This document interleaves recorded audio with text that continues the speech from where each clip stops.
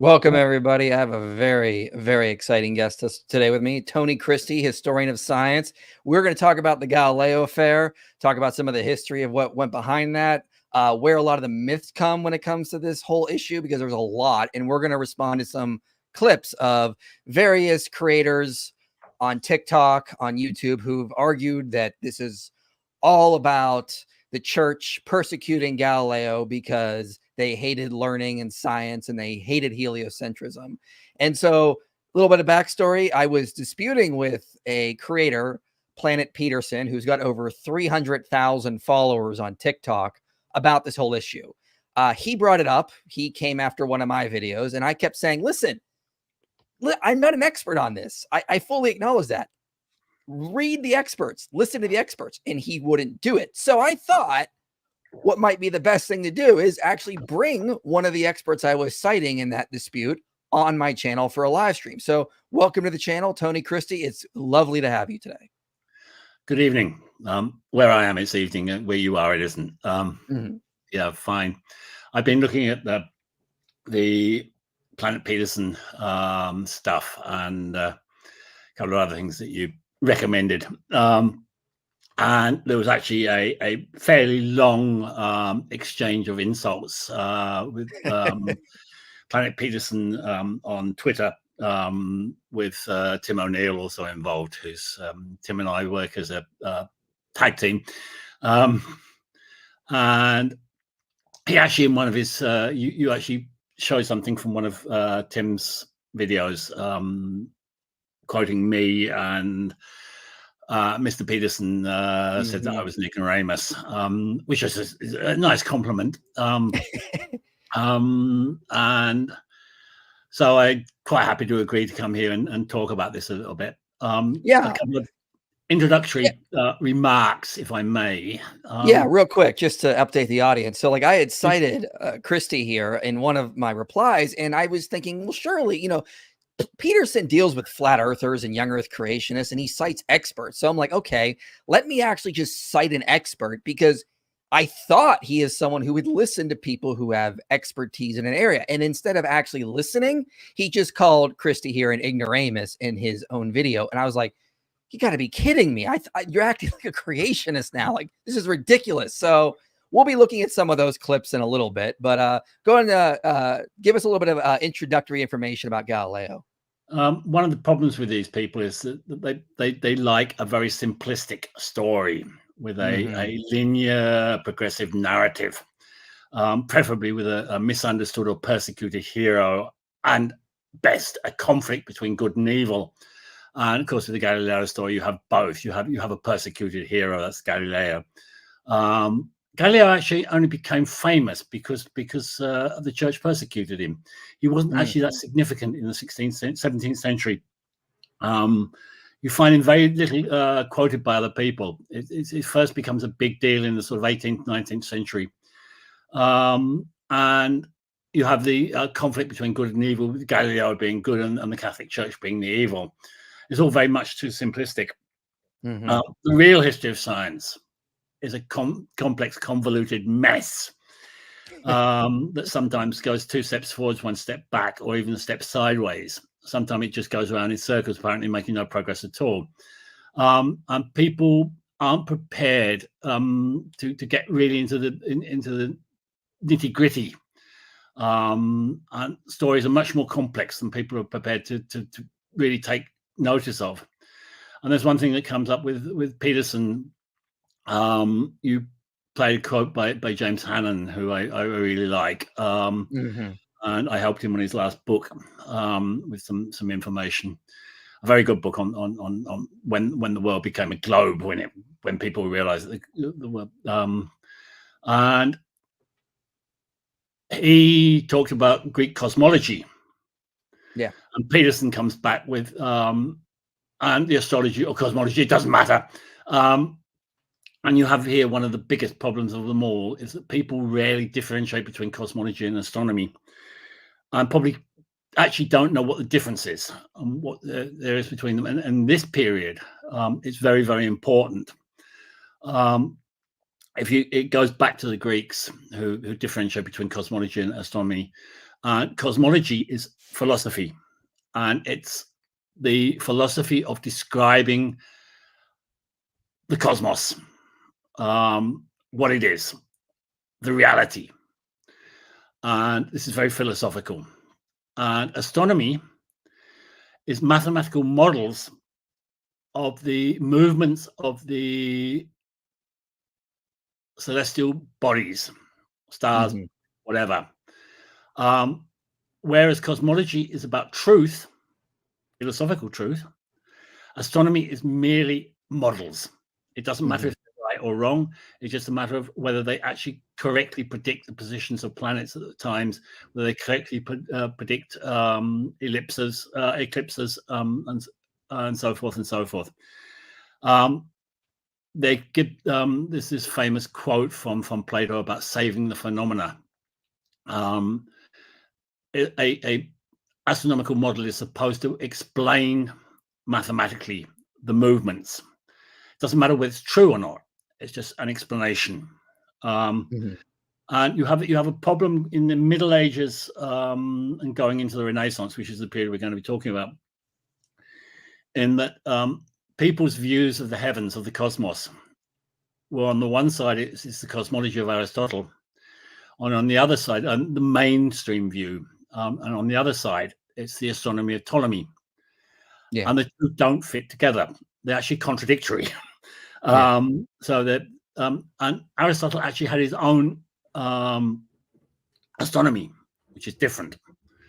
And so, just for clarification for the audience, we're not got into the whole Galileo issue. This is the models that are like prior to when Galileo, Tycho come on the scene. You have Ptolemaic astronomy. You have Aristotelian cosmology. What is the situation, the mainstream situation, and there are actually other models which we might not talk about. The mainstream situation, as Copernicus comes on the scene, is that you have Aristotelian cosmology on the one side, and you have Ptolemaic astronomy on the other side, which is the mathematical model.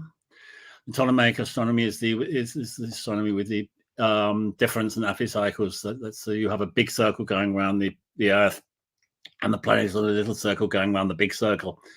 And actually, the Earth is not at the center; it's offset. And on the other side, there's a equally offset from the center. There's a thing called the equant point.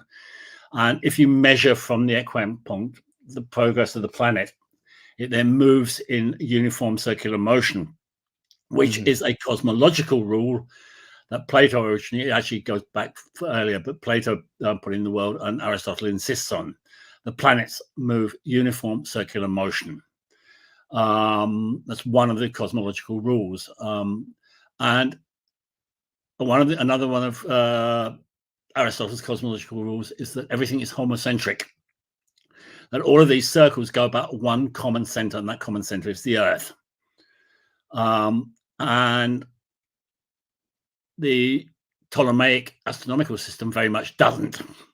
And people protested about this, and there were various attempts to reintroduce the homocentric astronomy of Aristotle over the centuries. The last one is in fact in the 16th century, short before Copernicus. A group of people brought up another homocentric model. And interestingly, when Clavius, who was the #1 Catholic mathematician astronomer, when he wrote his great book on astronomy, he regarded the homocentric model of Fra Castoro, that's the guy who just before Copernicus, as more dangerous to his Ptolemaic model than Copernicus's heliocentric model. So it's you really have to differentiate between cosmology and astronomy. And over the period between 1400 and when Galileo wrote his Dialogo in 1630, an incredible amount of the Aristotelian cosmology went tits up. It died. The first thing is that Aristotle differentiates between the sublunar world and the superlunar world. That's if you take the moon as the moon's orbit as a circle in the heavens around the Earth, and everything below that is the sublunar world, and everything above it is the superlunar world. So let me just clarify for the audience. So like when they're talking about where comets are, where planets are, they would use these terms superlunar and sublunar. And if it's sublunar, it's below the moon's orbit. So between the moon and the Earth. If it's the other one, it's beyond the moon's orbit. And so that's what Christie is talking about here. Yeah, right. Exactly that. And for Galileo, the superlunar, above the moon's orbit, everything is perfect. It never changes. Everything's, all motion is circular motion. Below the moon's orbit, everything is change. Nothing is permanent. And there are two completely different worlds, so to speak. And for him, comets are a meteorological phenomenon, which means they are sublunar. They find that they're somewhere in the Earth's atmosphere, so to speak. And already by 1530, people were pretty certain that comets were superlunar. And there's a big discussion around 1530 of a set of major comets. And there's a big discussion under the leading astronomers in Europe that, in fact, they're superlunar. So when 1570 comes up, and there's another big comet, everybody's waiting to look and check. And this is the famous, the comet is superlunar. Tycho and Michael Messlin, Michael Messlin had far more influence. He was the most important astronomer at the time.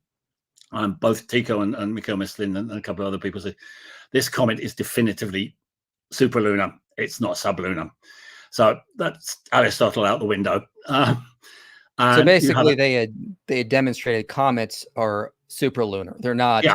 And so now, when that happened, Galileo had kind of a different idea. He didn't like that idea. No, that comes. We'll get to that. Okay. This is 1570. Yeah, and long before Galileo. Yeah, long before Galileo. And so that's one piece of Aristotle's cosmology that is completely debunked. And also there is a nova, a famous Tycho's nova, which is also shown clearly to be superlunar. So there is change above. And what is important here is that Christoph Clavius, who is the dominant Catholic astronomer, and he sets up a school of mathematics and astronomy in the Jesuit University in Rome, and trains the best mathematicians and astronomers in the whole of Europe in this school, the Jesuits. And Christoph Clavius accepts that comets and supernova are superlunar. He has no problems with that. He's a Ptolemaic, he's geocentric, 100%, but he's quite happy to sacrifice Aristotle. It doesn't bother him. It really doesn't bother him. He just sort of, good, fine. Aristotle was wrong. And so you have this sort of situation, and then along comes Copernicus. And one of the things about this, in one of the videos you showed to me, somebody making the old claim that Copernicus didn't publish. Why don't we play the video and then we'll respond to it there. So this was actually a dispute I had with somebody before Peterson.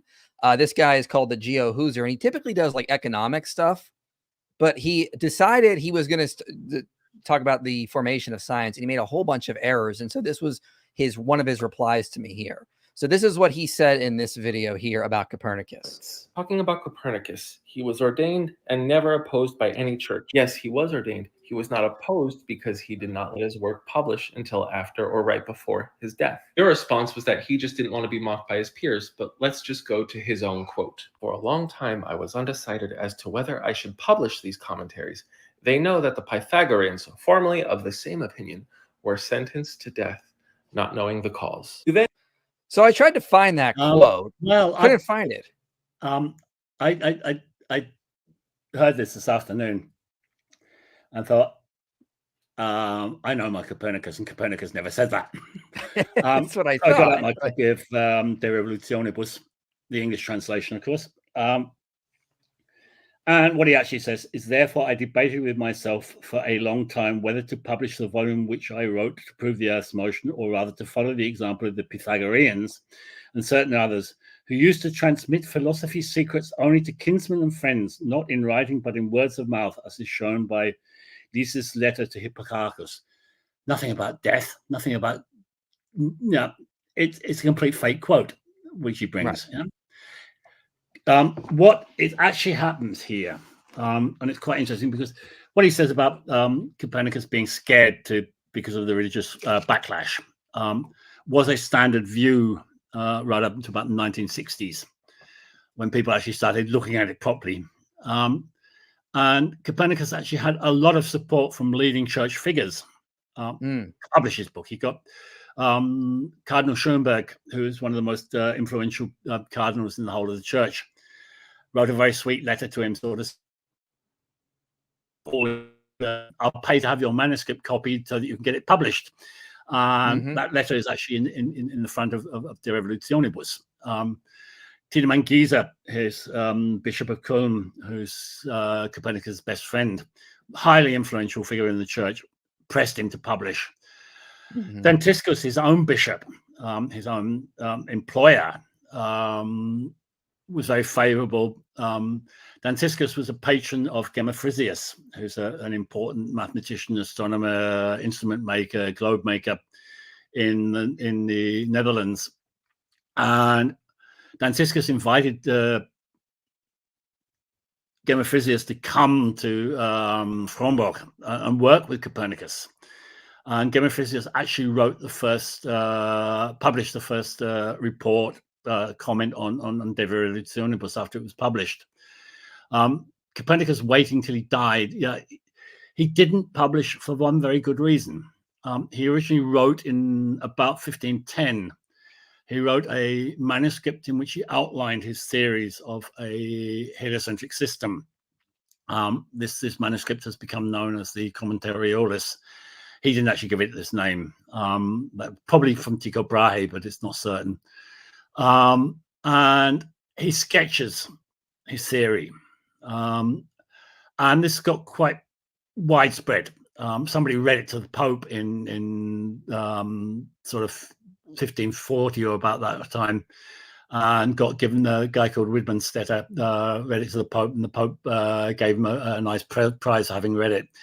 And in this, Galileo sketches this thing, and he says he's now working on a book in which he will prove his theory. He can't prove it, and he never proved it.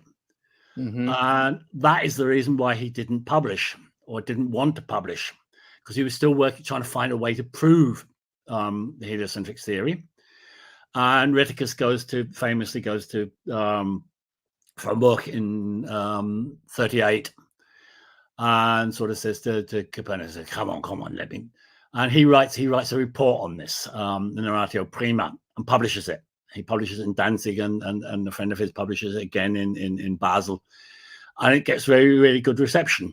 And so Copernicus gives Rheticus the manuscript of De Revolutionibus, and he takes it to Nuremberg, which is where I actually live, and gives it to Johannes Petreius, and Petreius publishes it.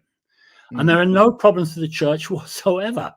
The first problems with the church start in 1616 when Galileo opens his big mouth.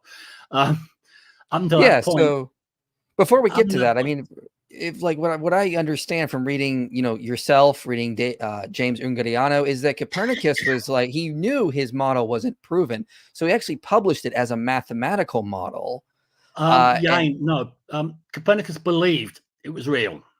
Of course he did. Yeah. What's interesting is that Andreas Osiander, who was the Lutheran preacher in Nuremberg and worked as an editor for Petreius, added an ad lectorum on the reader. It's usually called a preface, but it's not a preface. It's an ad lectorum. It's an address to the reader, in which is, you don't have to believe this. You can take it as a mathematical model. It's okay. But Copernicus, if you read the text, Copernicus definitively did believe it. He thought it was real. thing, and possibly Osiander's ad lectorum saved it from some criticisms. People saying, well, you can take it as a model, which you can. And there are evidence that people did accept it as a working model, mathematical model, and weren't interested whether it's true or not, but to see whether it would deliver better data than the available Ptolemaic model. It doesn't. As again, Planet Peterson says that it gives more accurate. It doesn't. It's, in fact, they're both equally bad, which is why Tycho comes along and starts doing new observations, because the reason why Copernicus is equally bad to Ptolemy is because he's using Ptolemy's data. And Ptolemy's data has become corrupt over the centuries. So Copernicus's models are based on corrupt data. So first of all, the first person to do it, Regiomontano, says we've got to get new data, but he died before he could really get going. Then Tycho comes along and says, right, I'm going to start a major program of new observations, and that's exactly what he does. He then spends best part of 20 years or something making very, very accurate astronomical observations for the time, very, very accurate astronomical observations to replace the data that Ptolemy and Copernicus have been using. And Tycho comes up with a new model, which is called a geoheliocentric model, in which the planets orbit the sun, and the sun and the moon orbit the Earth, which is at the center. And this is not the first, and I'll come back to this. This is not the first geoheliocentric system. But Tycho comes up with this and wants it to be his sort of contribution. He thinks he's found the answer. And in fact, people showed that a Tychonic geoheliocentric model and a Copernican model are mathematically equivalent. So you can just change the parameters and you go from one model to the other. So this, if it works for the one, it works for the other, so to speak. So that's like the landscape. So that's the landscape building up to Galileo. You have the Copernican model. Yeah, you have the Ptolemaic model, you have the Copernican model, and you have the Tychonic model. There are various variants, and the Tychonic model. There are two major ones, or there's one major one, which is the Tychonic model with diurnal rotation and without diurnal rotation. And diurnal rotation is the Earth turning on its axis, which is nothing new. This goes back as Ponticus had suggested this model. I think it's about 300 years before BCE. The argument being they actually believed that the stars were on a crystal sphere. So the stars are the end of the heavens, so to speak. The heavens are finite. You have this massive crystal sphere out there, and you have the Earth sphere in the middle. And he actually brings a physical argument and says it's much easier for the small sphere of the Earth to turn than it is for the enormous sphere of the stars to turn. And this goes down through history, and there are actually Arabic astronomers who accept this model. A geocentric rotation. Quite a lot of important medieval scholars, including Cusanus and various others, discussed this model and said it's actually more rational, but said tradition says and rejected it. The Earth doesn't move. Of course, Galileo quotes it. Not Galileo, Copernicus quotes it. But who says Heraclitus Ponticus says the Earth turns on its axis. I'm not the first. It's nothing new here. And so we got that.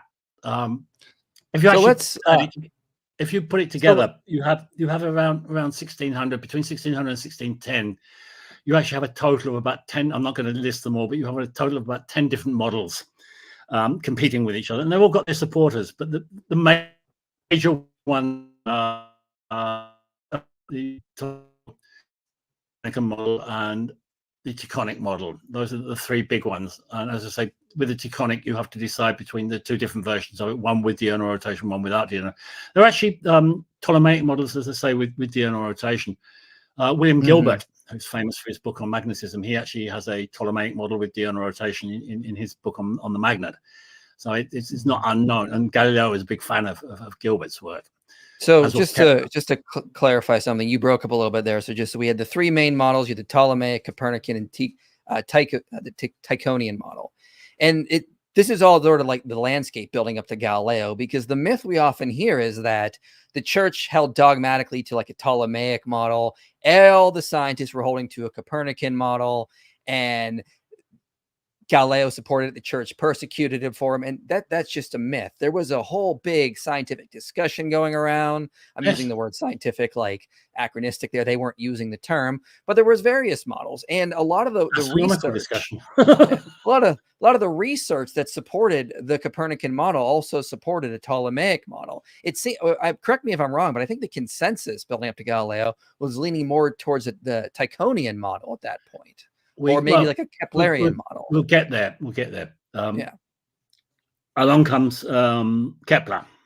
Kepler, yeah. And Kepler actually gets short shrift. Kepler doesn't get the credit that he deserves. Kepler is actually, of all of them, is by far and away the most significant.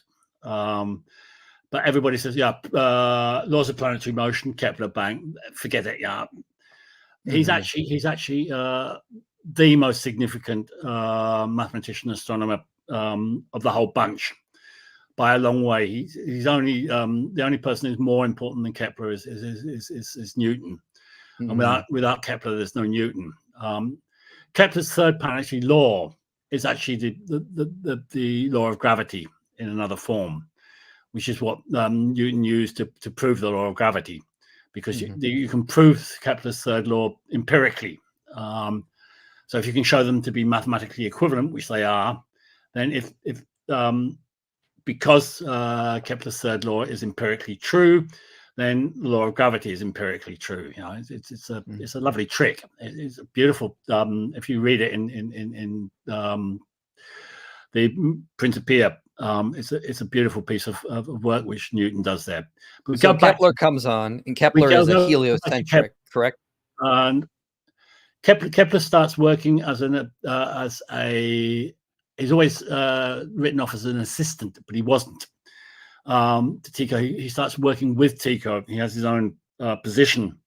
Tycho wanted it like that. Tycho gets him appointed. Tycho at this time in the court of Rudolf II, Holy Roman Emperor in Prague, and Kepler comes to work for him because Kepler's out of the job.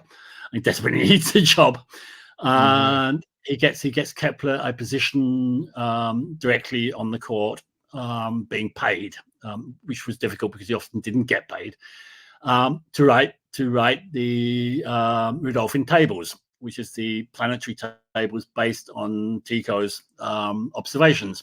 Tycho spent 20 years making observations. You have to then turn them into tables so people can use them. Kepler gets this job. Directly working for the emperor, not working for Tycho.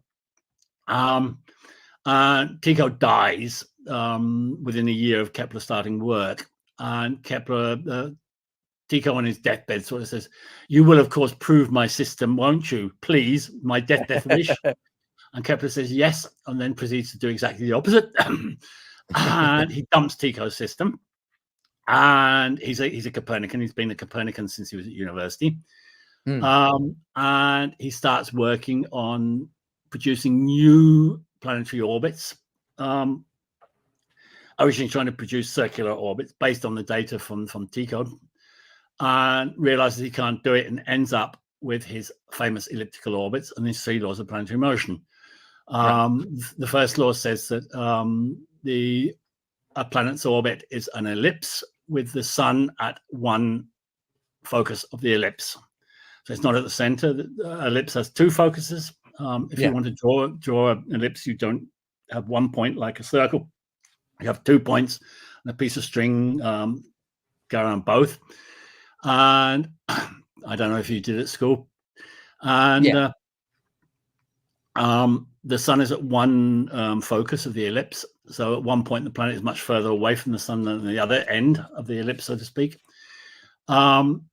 a line from the sun to the planet sweeps out equal areas in equal time, which is a law that everybody hated. He actually proves it using a very primitive form of integral calculus before integral calculus was invented. So it's sort of kind of, and his third law is this is a famous one. It's about the relationship between the distance of the planets from the sun and their speed of the orbits and all the rest of it.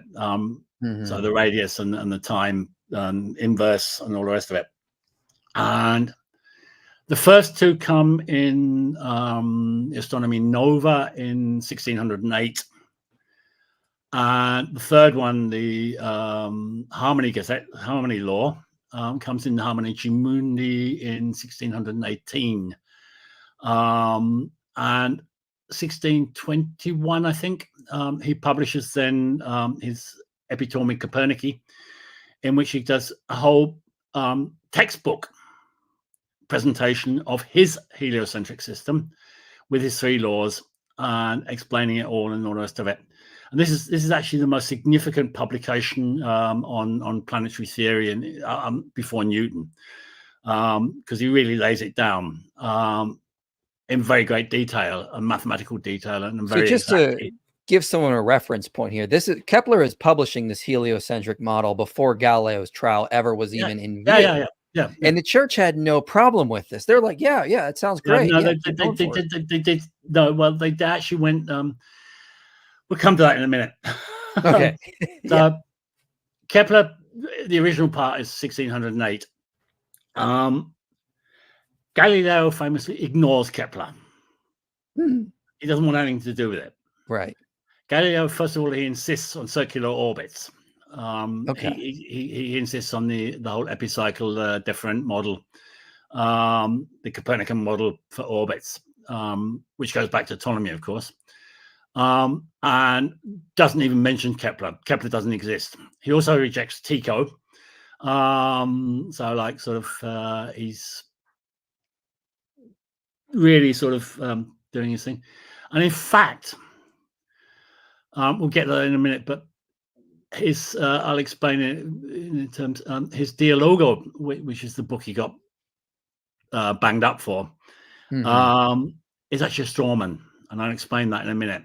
Because he's making a fake argument. The next point that comes up is the whole thing with the telescopic observations, and everybody talks about it as if Galileo was the only person in the world who had a telescope. And Galileo is the only person in the world who made astronomical observations. He was neither the first, and by a long way not the only one. And as I say, and it's very controversial, but it's actually true, everything that Galileo discovered with his telescope was discovered independently by other people. And if Galileo had never, ever had a telescope in his life, it would have made no difference to the history of astronomy whatsoever, assuming the others all did their thing. Yeah? And you have, I've actually written a list because I always forget half of them. The earliest one we know of is Thomas Harriot. And he makes the first telescopic observations of the moon. And Simon Marius, who's local to me here, possibly before Galileo, probably at least at the same time as Galileo starts astronomical observation of his telescope. The astronomers of the Collegio Romano, this is the Jesuit university in Rome, were making astronomical observations with telescopes before Galileo. They got sent a telescope from Holland when the thing was invented. Late, well, there's a lot of arguments when it was invented, but it came onto the market in late 1608. Galileo made his first telescopes at the end of 1609. Harriot slightly before him. Harriot wasn't alone. Harriot and his technician Christopher Tooke were doing observing in London, and a pupil of Harriot's, a guy called Henry Lower, an aristocrat, was observing in Wales with his neighbour John Prothero. So there's four of them observing there before Galileo gets started. Simon Marius is in Ansbach observing. The astronomers of the Collegio Romano, there's about 4 or 5 of them, are doing. They didn't have a very good telescope at that point, but they're already doing astronomical observations before Galileo publishes. Johannes Fabricius in the Netherlands is observing with a telescope. Christoph Scheiner, a Jesuit in Ingolstadt in southern Germany, is also observing. He had a famous dispute with Galileo over who first observed the sunspots with a telescope. In fact, that was Thomas Harriot, and the first person to publish was Johannes Fabricius. Johannes Fabricius had actually published on the sunspots before Galileo and Scheiner started arguing with each other. So it's sort of, but you have, everybody talks as if Galileo is the only person doing it.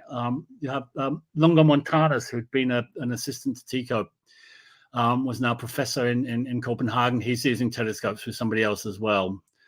The one that interests me, because I can't find out anything about him, is a guy called Antonio Santini.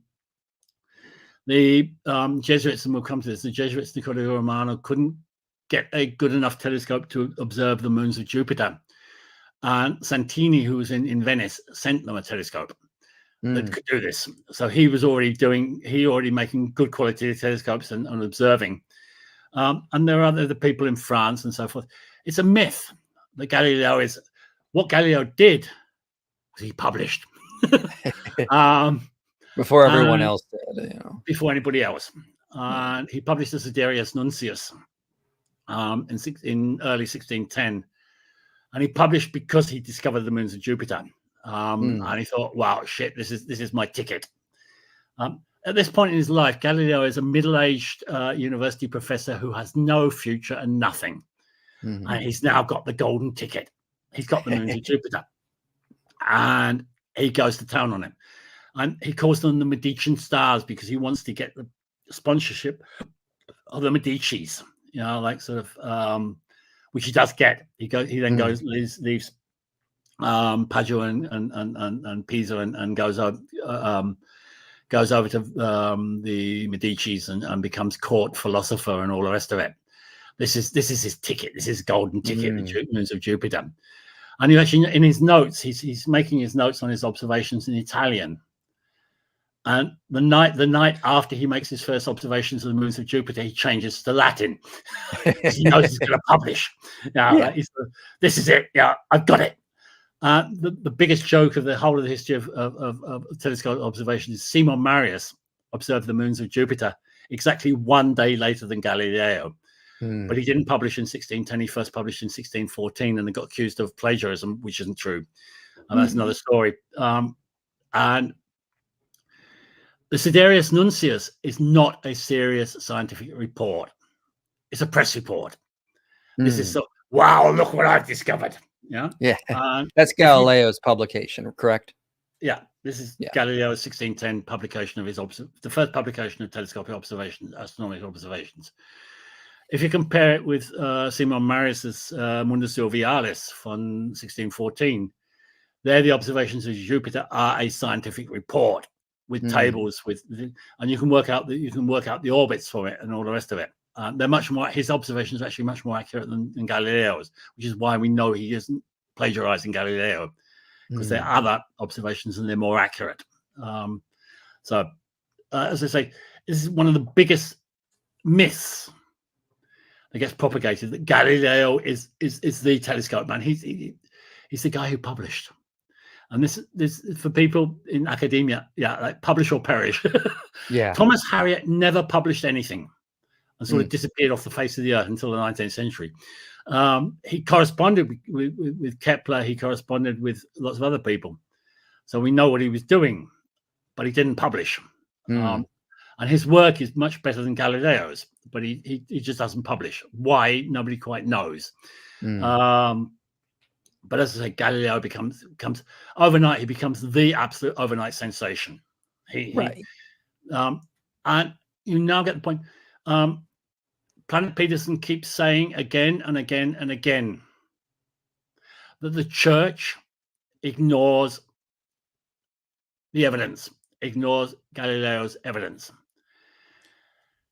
Galileo makes a publication with extraordinary claims.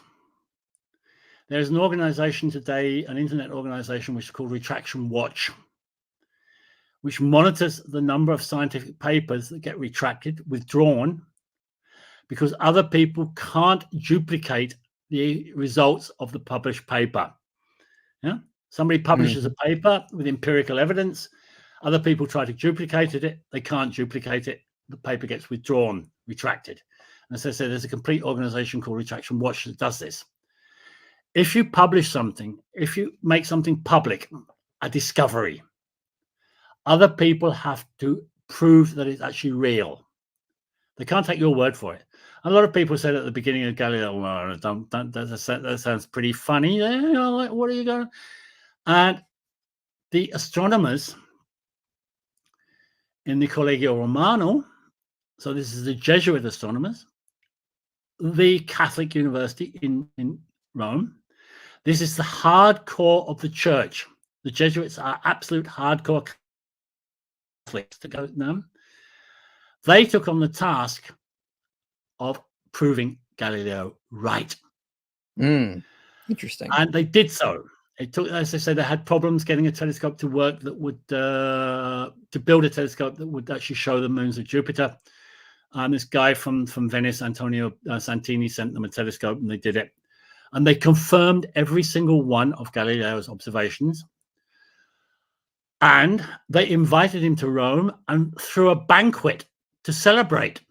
This is the church denying Galileo's, according to Peterson, this is the church denying Galileo's. And you just sort of sit there and think, he hasn't read the books. I mean, it's absolutely unbelievable because exactly the people who confirmed, who brought the necessary scientific confirmation of Galileo's observations were the hardcore Catholic Jesuits. Well, why don't we play that clip here, and then people can see what you're talking about here. This is where he's responding to you and myself, and he says that they didn't care about observations. The church's opinion on the Earth's position relative to other things is scripturally inspired, not inspired by observations. And they explicitly declare that observations, we don't give a fuck about them. This is a big. So that's what he said. He said the church didn't care about observations, but you're saying that when Galileo observed the moons of Jupiter, the Jesuits, the people that are supposed to be extremely dogmatic, went out and confirmed his observations because they cared so much about making sure they were accurate. Yeah. The Jesuits were the, throughout the 17th century, either Jesuit astronomers or Jesuit educated astronomers, because the Jesuits ran schools and colleges, were the leading telescopic astronomers in Europe. And not only did they confirm Galileo's observations, but they made other observations and all the rest of it. Cassini, who became the #1 telescopic observer in the middle of the century, slightly later in the century, was Jesuit educated and worked with Riccioli together, who was a Jesuit. Riccioli was his professor, and the two of them worked together. You know, so like claiming the church didn't care about observations and all this is complete and utter bullshit. It's the most crass statement on 17th century astronomy that I've ever heard. You know, like it's sort of he then there in a little thing, and I actually say there was no proof of the Copernican system, of a heliocentric system. There is no telescopic proof of a helioscopic. And he says, he comes in with this the phases of Venus is a proof of heliocentric system. So just to clarify for the audience, Planet Peterson's reply to you was, no, Galileo observed phases of Venus, and that was proof of the heliocentric model. That was his argument. Yeah, and that's the point where he calls me an ignoramus. And you sort of think, well, we'll go with the phases of Venus. 4 people, at least 4 people, independently observed the phases of Venus. Thomas Harriot, Simon Marius, whose observations were published by Kepler, The astronomers of the Collegio Romano, who probably were the first before Galileo, and Galileo himself. So we have 4 sets of people observing the phases of Venus. And what the phases of Venus do is they refute a pure geocentric system. Mm-hmm. Right. Because they prove that Venus orbits the sun. If Venus orbited the Earth and the sun orbited the Earth, Venus would have a certain type of phases. If Venus orbits the sun, it has a different set of phases. And the phases that were observed show that Venus tactically orbits the sun. Now we come to a very interesting piece of history. A 5th century Roman writer called Martianus Capella published a book which is called The Marriage of Mercury and Philology. And it's a book on the 7 liberal arts, which form the basis of the undergraduate education originally on the cathedral schools and then at the first medieval universities. And it's the trivium, which is where we have the word trivial from, which is the subjects of grammar, rhetoric, and logic. And the quadrivium, which is the mathematical subjects, which are arithmetic, geometry, music, and astronomy. Music is actually the theory of proportions, because tones are in proportions to each other. Yeah. So, and this is, as I say, this was the basic curriculum originally in the cathedral schools and then in the undergraduate teaching at the universities. There's a lot of problems about that, but we won't go into that. It's a long, complex story, but this is the basic thing. And the Capella's The Marriage of Mercury and Philology is an allegorical explanation of the 7 liberal arts. And the 7 liberal arts are the bridesmaids of the bride philology. So they come in one at a time and they get presented. And he presents astronomy, and he presents a model, which is a geocentric model. But in his geocentric model, both Mercury and Venus orbit the sun, which orbits the Earth. Jupiter, Saturn, Mars, and the Moon and the Sun all orbit the Earth, and Mercury and Venus orbit the Sun. Now, the point is, this is a very logical observation. In a geocentric system, and the other point is that people don't realize this, we live in a geocentric system. You can't see from simple observation, you can't tell that we live in a heliocentric system. We live in the sun rises and the sun sets. Right. And that's when it comes to we live in a geocentric system. We sit on this planet and observe everything around us. And I think that's the center.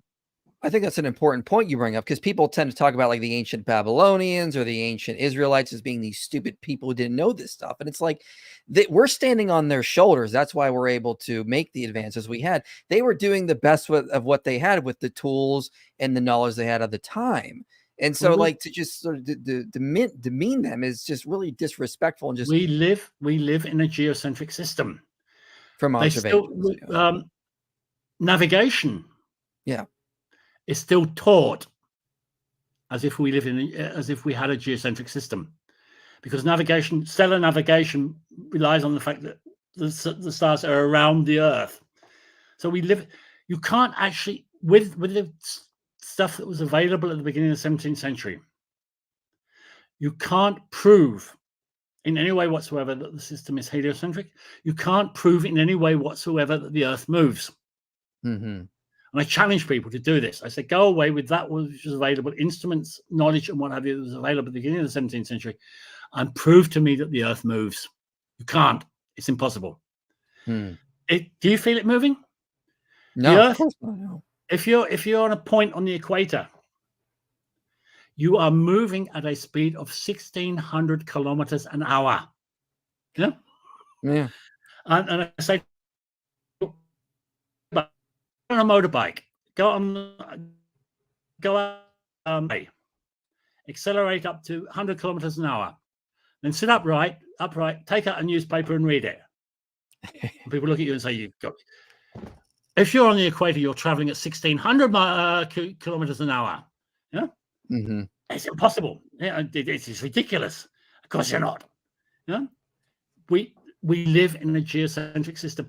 We all learn at school, university, college, whatever, that we live in a heliocentric system. But our senses, as children, our senses tell us we live in a geocentric system. The stars go round in the night sky, not the Earth. The stars go around in the night sky. The sun rises and sets. The Earth doesn't move. I'm standing on it. It's not moving. No. When I stand on a cart and it's moving, I can feel it moving. The Earth is not moving. No. So just there's a very fundamental, very important point. There was no proof at that time of a heliocentric system. That there's no proof of that the Earth rotates on its axis. There is no proof that the Earth orbits around the sun. The first empirical proof that the Earth orbits around the sun is Bradley in 1725 with stellar aberration. Is if you observe stars over a period of a year, the star appears to move in the sky in an ellipse, a little ellipse. And what it is actually is you on the Earth with your telescope are going in an ellipse around the sun. Yeah, so your telescope is going in a little ellipse around the star, so the star appears to move. This is stellar aberration. This was first discovered by James Bradley, Astronomer Royal, in 1725, published, I think, 1728. This is the first proof that the Earth moves. Galileo had been dead for whatever, 100 years. A century, yeah, almost a century. Yeah. So just to be clear, like, the first clarify for what you have for the audience here. So what you're basically saying is when we make simple observations like, people in the Middle Ages did, it looks geocentric. We can't prove the Earth moves around the sun. This didn't come until after Galileo. So when Galileo was writing these kinds of things, they're still trying to figure out a lot of this stuff that we now know about the sun being the center of the solar system. They didn't know that in Galileo's time, which is the important point. Galileo is making certain observations which can support a heliocentric model, but it can also support the Capellan model, like the phases of Venus, or the Tychonian model. It doesn't just prove heliocentrism like a lot of people assume. That's a myth. That's not really where the science was at that time. The only thing that Galileo has is that a pure geocentric system, as represented by Ptolemy or by Aristotle, had been disproved by the phases of Venus, and it was also assumed that Mercury would also have phases. And it was 1635, I think, when they were first observed. It's much more difficult because Mercury is so close to the sun. It's very difficult to observe Mercury. So that's eventually somebody did observe the phases of Mercury. But there's a very important point. There ought to be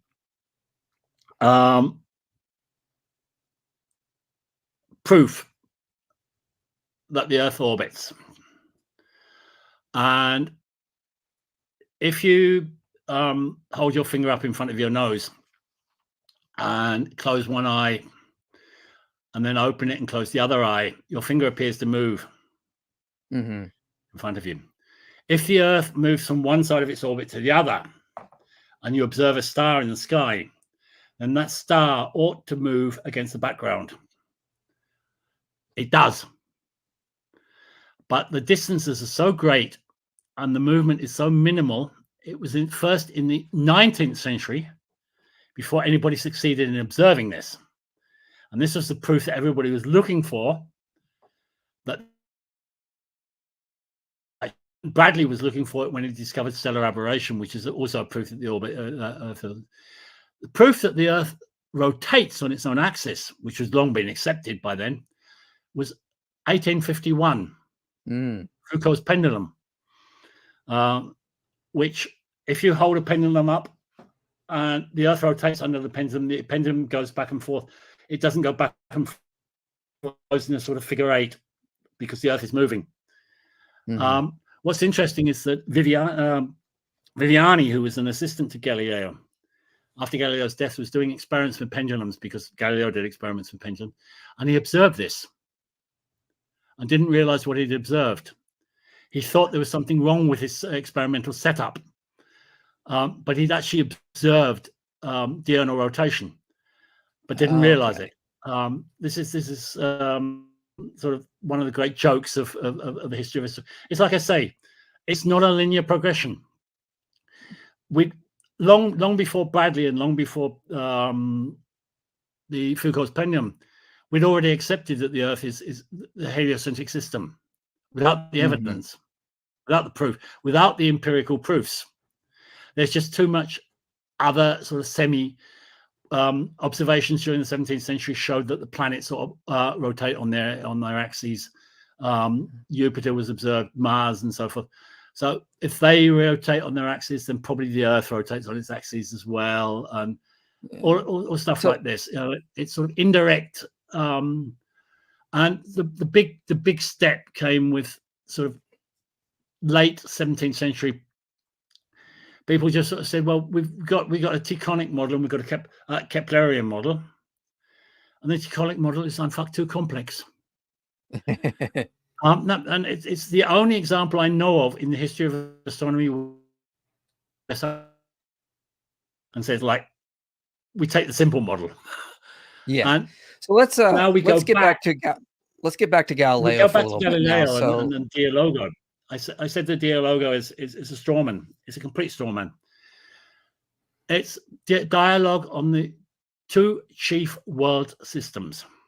So just to clarify for the audience, Galileo is publishing this a little bit before this trial, and it's the Dialogo. He originally wanted to call it like the theories of the tides, I believe, where he wanted to make that kind of case.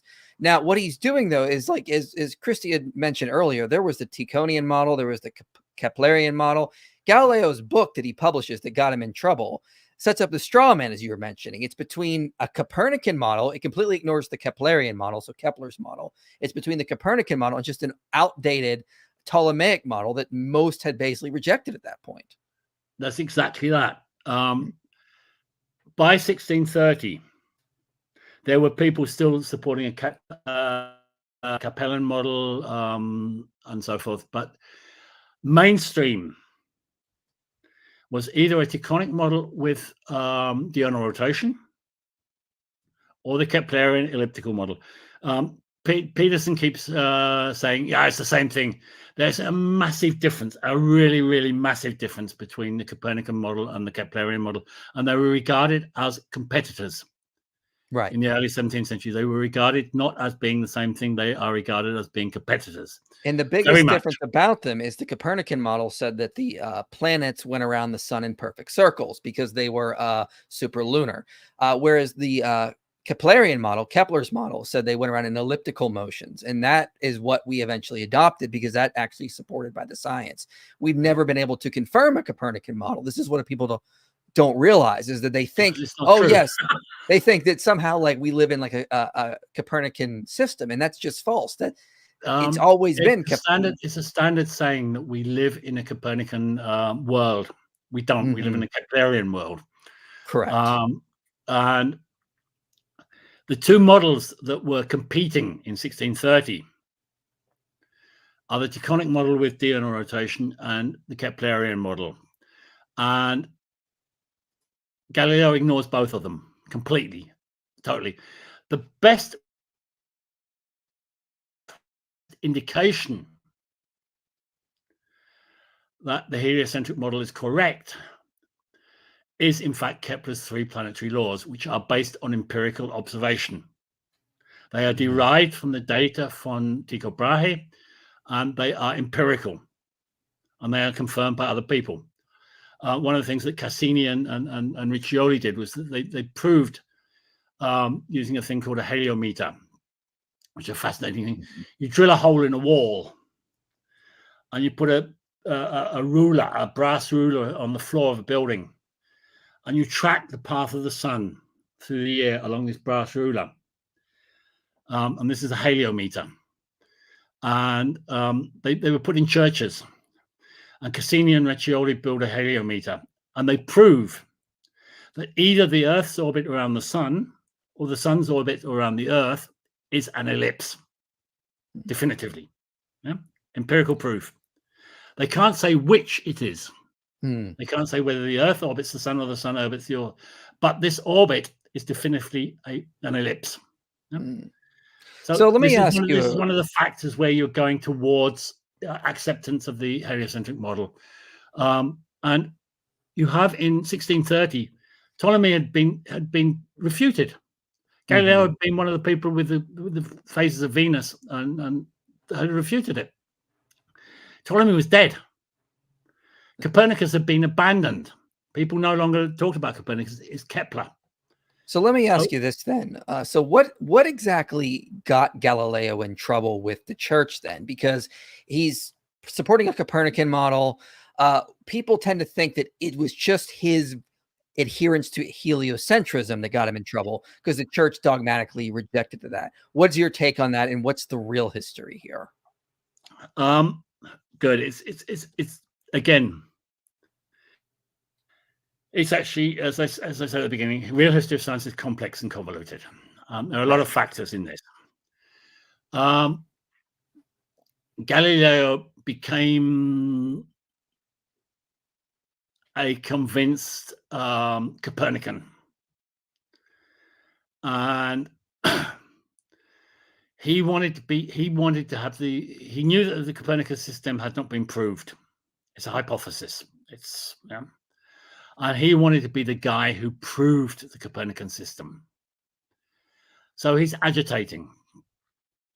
We're talking about sort of 1613, around this period.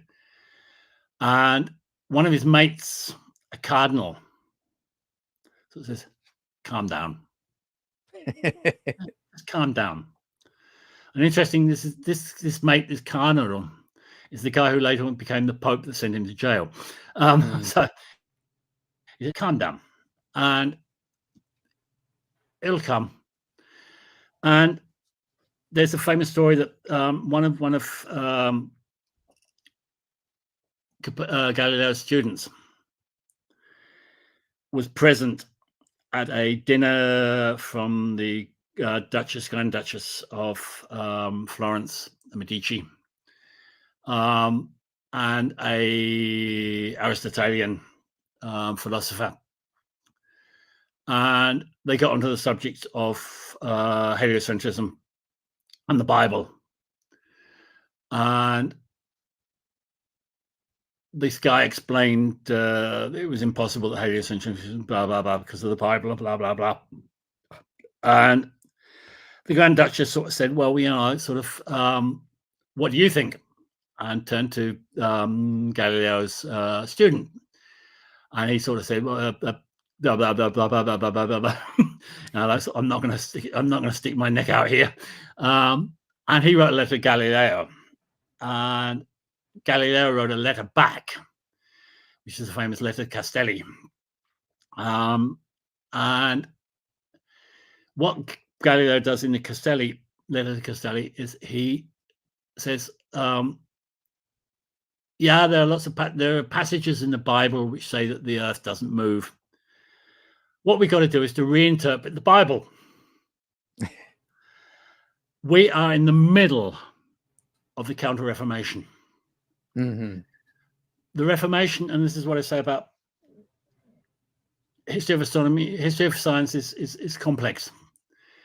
The Reformation was about Luther and other Protestants saying, we can interpret the Bible as we want. The church, since antiquity, the church has said the people who are allowed to interpret the Bible is the Holy Roman Catholic Church. We determine what the Bible says. It changes. It changes with time. And there's a famous letter von Bellarmine, in which he says, if proof is found for the heliocentric system, then we will have to reinterpret the Bible. But until then, we won't. So just to add to that, what you're saying though is like Bellarmine is important because he actually like has meetings with Galileo in at least 1660. Bellarmine is the most important theologian of the period. He's number one. He's the boss. And Bellarmine wrote a letter to Foschini. Foschini is a theologian from southern Italy who'd written a book in reinterpreting the Bible to support heliocentrism. And he'd got censored for it and he wrote to Bellarmine and said, I think I'm being unfairly censored. And Bellarmine answered Foscarini and Galileo together and said, like, you do well to talk hypothetically of heliocentrism because you have no proof. Should, however, proof be found, we will have to reinterpret the Bible. So Galileo writes a letter to Castelli explaining, we just reinterpret the Bible. And that's a no-no. In the middle of the Counter-Reformation, that is an absolute no-no. And I also... The church says we are the only people who are allowed to interpret the Bible. A mathematicus, the lowest of the low, in the academic hierarchy, the mathematicus is the absolute lowest of the low. He's nobody. He's a floor cleaner. Telling the theologians how to interpret the Bible is an absolute sin. And this is Galileo overstepping the mark by about 5 million miles. And he gets slapped down for it. And this is what happened in 1615. Is that because of that and because of other things, he's not the only one, but the whole thing went to the Inquisition, who set up a committee who examined the thing, and they said, well, the heliocentric theory is absurd in philosophy, which means that there's no proof of it, and it's theologically heretical. And this is a judgment by a committee. It is not a church decision that it is heretical. This is their judgment. They've been asked to make a judgment on it, and they make a judgment. Contrary to popular opinion, the church never declared heliocentricity heretical. They never acted on this. They never said it is heretical. They never formally said it is heretical. But what Galileo had done with his letter to Castelli was he sort of told the church how to interpret the Bible, and that was a no-no. So he gets called in to Bellarmine, and Bellarmine sort of says, well, we've made this decision, said what the committee had decided, and Galileo got told he was not allowed to hold or teach the Copernican opinion. And what this means is the Copernican opinion that the heliocentricity is real. It's factual. Not that it's this is a point that Peterson keeps making, that anybody could talk about hypothetically, and they did. And when Peterson says, oh no, he was forbidden, if Galileo was forbidden to talk about it hypothetically, then he could never have written his book, and he was asked to write his book by the Pope. Why don't we play that clip? Would you want to play that clip there so we can see what Peterson actually says? Yeah, if you want. Yeah, let's put it up there, because that was one of the points he kept bringing up was that was the central point. Yeah, and this wasn't in a video that he did recently where he admitted he made some mistakes, but he doesn't go far enough. So let's play what he says here. House arrest. So the very first thing is, did Galileo have permission to talk about heliocentrism hypothetically? The answer is no. Now, I always maintained that because I read the sentence from the Inquisition, it very plainly states that you do not have permission to talk about this. Maybe I'll put up the screenshot that I'd been using for this. And I was going crazy being told over and over again by Jones that that was not the case, that he could talk about it hypothetically. But I fell for this in a different way because I was under the impression that Galileo had that letter from Bellarmine. Now, from what I've been able to gather, This is also what Thony says. I'm pretty sure this is the part. Anybody could talk about it hypothetically, but not as a theory, not as a truth. Our distinction between hypothesis and theory didn't exist then. It's slightly different, but I use the modern terms. I've been criticized for using the modern terms, but it's the easiest way of explaining it. And say, look, no, Cook. And they said, well, all it says is that you weren't censured in 1616. It has nothing to do with this. And they produced the document which people said, a lot of people have said, which is the official record that he was position that he was not allowed to hold or teach the Copernican theory. You can still hold it as a hypothesis and as a theory. You can still hold it as a hypothesis and as a working. Anybody could talk about it hypothetically. I don't think any of you either are reading that and hearing him not say that it was okay to talk about heliocentrism in hypothetical terms. This is very confusing for me because Tim on Twitter just absolutely lambasted me. And he's like, no, he had a complete injunction. But Tony's saying that's not the case, and he's agreeing with it. So I have two people telling me I'm wrong, but one person disagrees with the other person, and the other person, Tim, disagrees with his past self, too. So maybe you can add some clarity to that, because he seems confused, but he keeps saying, he thinks Galileo wasn't allowed to talk about it hypothetically. He had an injunction that he could not hold or teach the Copernican opinion, which means the theory. Right. Purely the theory. And this is what he breached with the Dialogum. He was apparently given permission by the Pope to present the heliocentric system and the geocentric system as hypotheses in comparison. And this is what the Dialogo is supposed to be. But anybody who reads the Dialogo, it's a hatchet job. It's sort of, we will destroy the geocentric system and boost up the heliocentric system. He is definitely trying to, and of course with the theory of the tides, which he sees as a proof of heliocentricity. And his theory of the tides is complete rubbish. The Galileo's, and I get really pissed off with Galileo fanboys trying to say, well, it could have been right, and it could. It's absolute quack. It's scientific rubbish. Can you explain what that is and what because he published that in the dialogue that got him in trouble? Galileo says, like, sort of the tides. You have to think of a bowl of water. If you take a bowl of water and you move it, the water in it slops out. Slop, slop, slop, slop. And the tides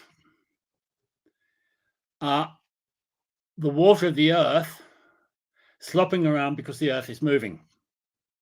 Put very simply. He actually goes into quite a lot of technical detail. And Galileo's theory of the tide says that there will be one tide a day, one high tide, one low tide. And they would always be exactly the same time every day. Day, two high tides, two low tides, and they move. The period between one high tide and the next high tide is 12 hours and 40 minutes. It's not 12 hours, it's 12 hours and 40 minutes. So they move around the clock the whole time. And people have known this since antiquity. And they move with the moon phases. People have also known since antiquity that the moon phases and the tides are in sync. A theory that Galileo wrote off as occult. It's rubbish. He criticized Tycho. He criticizes Kepler for holding it. Kepler realized that the moon is actually, but Kepler's not the first. I mean, in antiquity, people realized. In the Middle Ages, in the Renaissance, people are publishing for navigators, are publishing tide tables and moon phase tables next to each other. It's sort of, everybody knew it, and Galileo is denying it. And Galileo says there's only one tide a day, and it's always at the same time. And he's living on the fucking Mediterranean. And he actually went down and looked, and oh, it's not true. He comes up with some sort of I had an ad hoc explanation why it doesn't work in the Mediterranean's too shallow.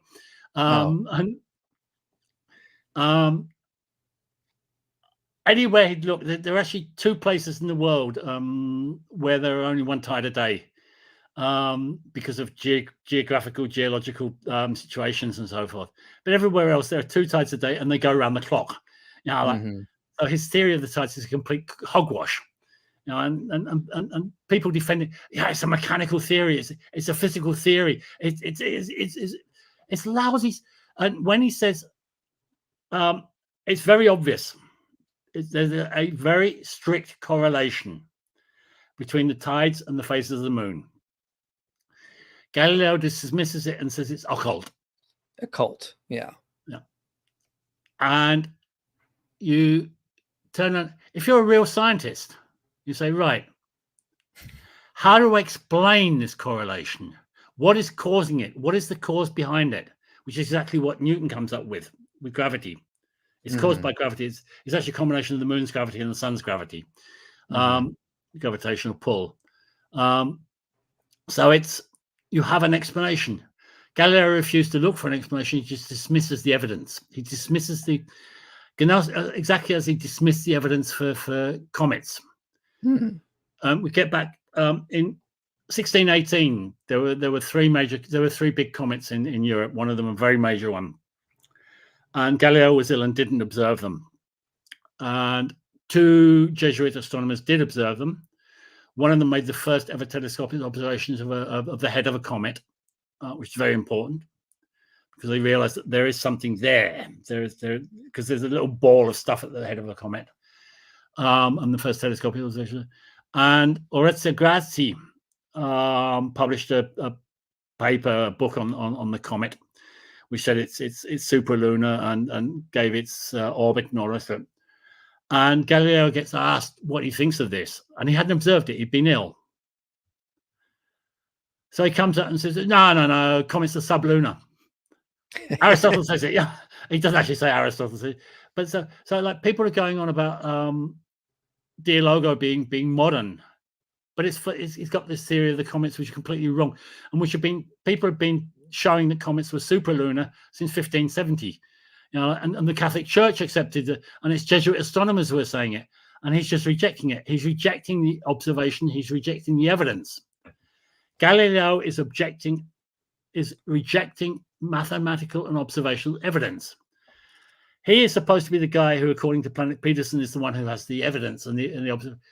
And he just sort of and the theory of tides is also rubbish. And he insists on circular orbits and completely ignores Kepler. And Kepler's 3 laws of planetary motion, as I've said, are the best proof of a heliocentric system that existed at that time. And he just completely ignores it. He doesn't want it. He doesn't want to give Kepler credit. He wants to be the man. And it's very much obvious. It's very obvious with Dialogo. It was given to 3 independent adjudicators to read whether or not he actually fairly hypothetically deals with the 2 systems. And all 3 said no. He is trying to prove the truth of the Copernican system. And that is what he got tried for. He got sent to trial because he had breached the injunction from 1616. Quite simple as that. We come to one of your last things is, I think it's Alex Jones, is it? Yeah, well, real quick, before we get to that, I just want to say, here's the book we're talking about. This is the book that Galileo was given permission to publish, where he's supposed to discuss the different views from a neutral position. And he published this book where he presented this crap theory of the tides, that the planets go around the sun in perfect circles, that comets are sublunar, so they are between the Earth and the moon only. They cannot be beyond that. And this is the book that a lot of Galileo fanboys, to use the term that Christie used here, to say that Galileo had all the science on his side and the church was persecuting him. And he just published all this crap that had been debunked for a while. And he used this to argue that the Copernican model was a fact. He rejected Kepler's work. And he put this out here, and this is what got him in trouble. Not only that, though, but he then insulted the Pope. He put an argument that the Pope had made in the mouth of someone named Simplicio in the dialogue, which, the Pope is the guy that's protecting Galileo, and Galileo just directly insulted him. So this is really what led to Galileo's problems here. It wasn't this idea that he was just doing science. The church hated science, and they wanted to persecute him there. You get the trial itself. There's an incredible amount of rubbish talked about it. Galileo being thrown into prison, Galileo being tortured, Galileo this. Yeah, let me play that next clip with Alex O'Connor, because Alex O'Connor said this. He's been saying this crap for years, so he was in a debate with Ben Shapiro when he brought this up. So let's hear him say this one. In origin. Yes, I know that Galileo was shown the instruments of torture by the Inquisition for having the temerity to suggest that the Earth might orbit the sun rather than the other way around. But don't you know that the scientific revolution, which he authored, was essentially Judeo-Christian in origin? I'd find it funny if it wasn't so offensive to the people who established these very developments against the very... So that's what the claim he made. It's kind of like one of his off-put examples there. So what are your comments on that? Okay. What actually happened? Initially, Galileo didn't want to go to Rome. I can't imagine. He knew he was up to his neck in it, and he didn't want to go to Rome. And he pleaded illness. And in the end, the Inquisition said, "Either you come to Rome, or we'll send a carriage and come and collect you." And the Medici said, we're not going to protect you. You've fucked up. You got to go and stand upright for it, because the Medicis were not going to get into a fight with the Pope. There was no way the Medicis were going to get into a fight with the Pope. So Galileo goes off to Rome, and he comes to Rome, and he gets treated with honor and care. He gets given a luxury apartment in the headquarters of the Inquisition with servants, cooks, and treated as an honored guest. He then gets questioned, and he blusters, and he says, no, I presented it perfectly reasonable, and they said, well, no, you didn't. And he then also said that he didn't know anything about injunction from 1616, and they produced a written report on the injunction. And then he whips out his. This is something that Peterson brings to get to. After he'd had his discussion with Bellarmine in 1616, right? People were saying he'd been forced to abjure, and he hadn't. And he asked Bellarmine and Bellarmine wrote a very nice letter in which he said, no, we had a conversation, nothing more than that. He wasn't accused of anything, and he didn't have to adjure. And he whipped this letter out, and didn't really help him. And he was very obstinate. And he actually offered to rewrite the book. He said, maybe I've made a couple of mistakes. We could, sort of, and they didn't accept that. And then the chief inquisitor took him out into the garden and went for a nice walk with him, afternoon walk, cup of coffee or whatever, and sort of explained the facts of life to him. I said, look, so you play ball with us, we'll play ball with you. Yeah?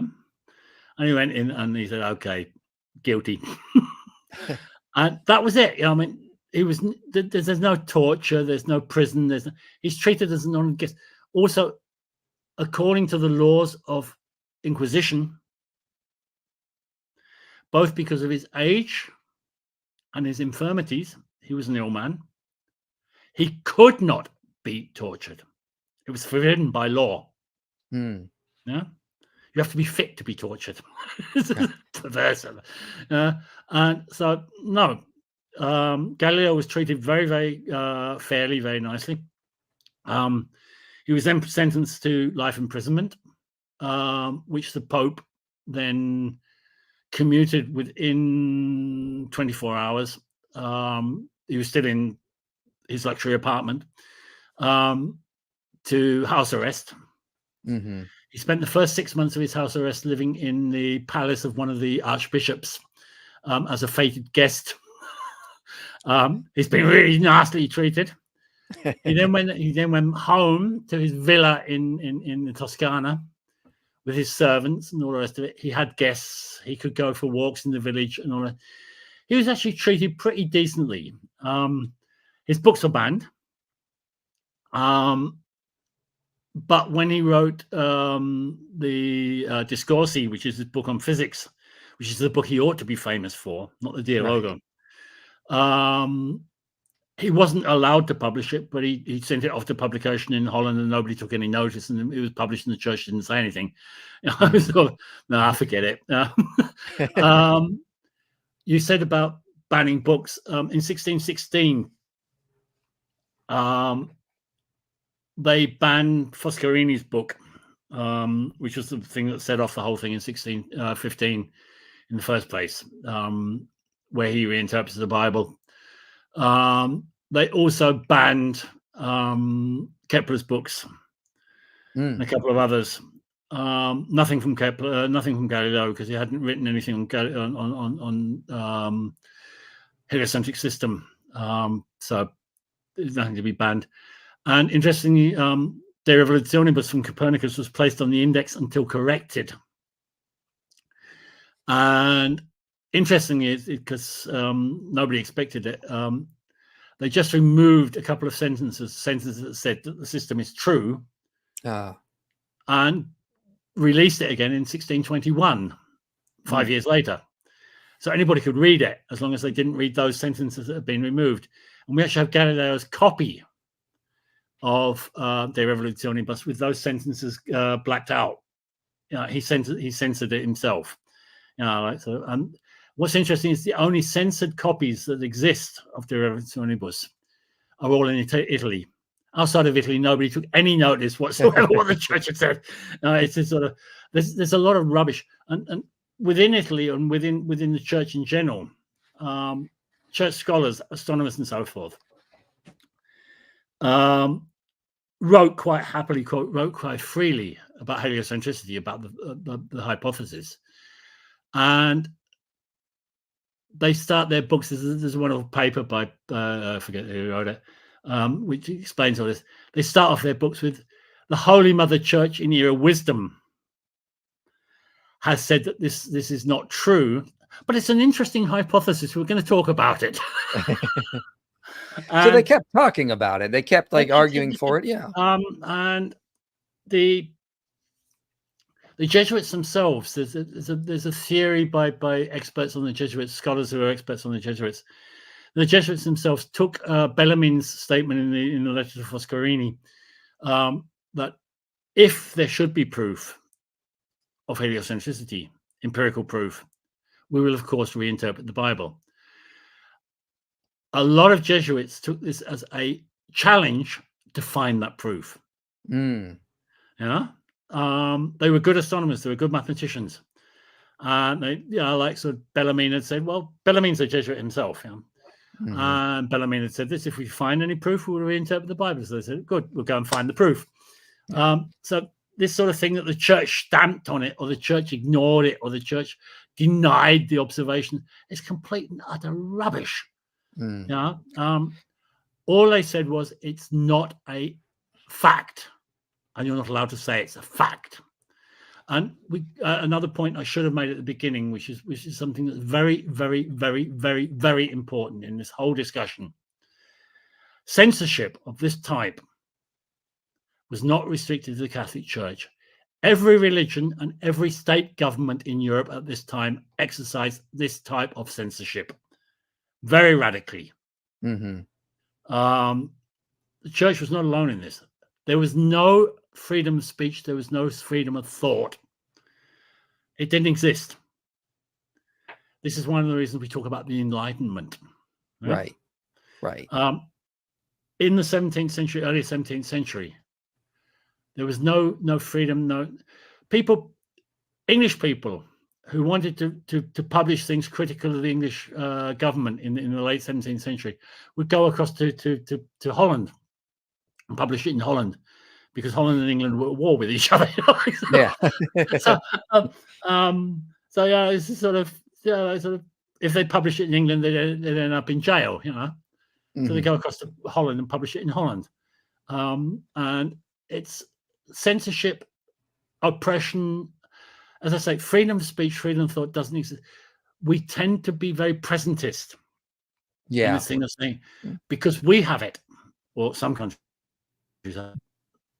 like Russia don't have it. Because we have it, it must have been always like this. It wasn't. Governments have always controlled what you can and can't say or think. The thought police, you know, Orwell knew what he was talking about.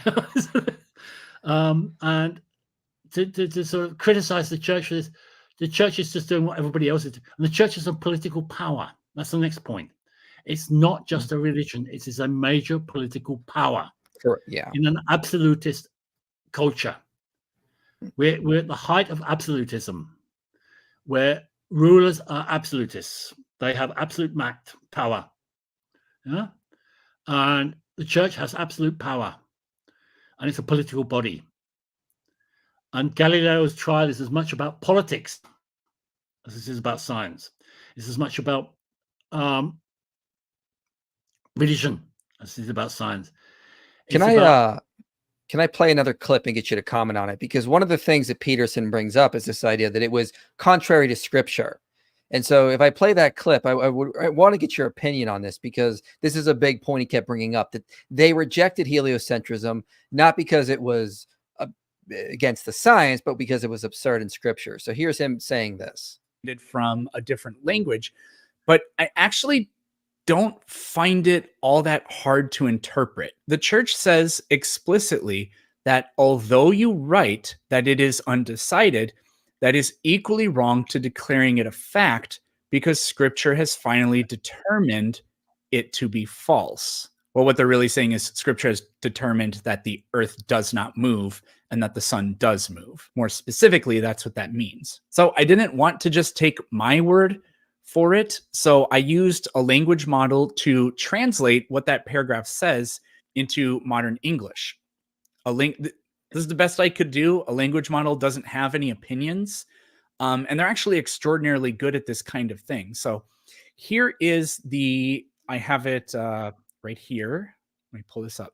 This is the entire paragraph translated into modern English. The only thing I took out was the name of the book, because it just takes up space. I'm going to start reading kind of toward the end here. Although you try through complex wording to make it seem like you haven't fully decided on the matter and are just presenting it as a possibility, this is still a serious error. An idea that has already been declared completely against the Bible cannot be considered probable in any way. So this agrees with me, which is why I said what I said, but I can actually explain a lot. So that was him basically saying, look, I've looked at what the Inquisition said. It said one of their chief arguments against Galileo was his heliocentric model went against the Scriptures. And you talked about this a little bit earlier, but what are your thoughts on that? It's on Twitter. And the passage definitely says, you are claiming, you, Galileo, are claiming that you didn't support heliocentricity or whatever. It is a word opinion, but you did. It's very clear. And we had this, and a whole lot of people, myself and Tim and others, so he comes up, Peterson comes up on Twitter with this thing, and we sort of say, well, you're misinterpreting it. You can't read, you don't understand English. And he's not his language model version, but the actual English translation of the original Inquisition's statement. And fine, the church says, the Bible says that the earth doesn't move. Bellarmine says, if you want to reinterpret the Bible, bring proof. Right. There was no proof. You can discuss it hypothetically. And what's interesting is that with very few exceptions, by 1670, almost every single astronomer in Europe, whether Catholic, Protestant, Lutheran, or whatever, had accepted that we have a heliocentric system, and the church didn't say anything. It didn't interest the church, and in fact, church had other problems. This wasn't a priority for them, and it was first in 1751 that they dropped the objections, informally dropped the objections to texts on heliocentricity. As I say, before that, people would say, well, yeah, the Holy Mother Church in their wisdom has said that it's wrong, but it's an interesting hypothesis. We'll work with it. And of course, people like Newton is Newton's a religious fanatic, but that's another story. Newton's officially an Anglican. He was actually not. No. He's very peculiar religious views. But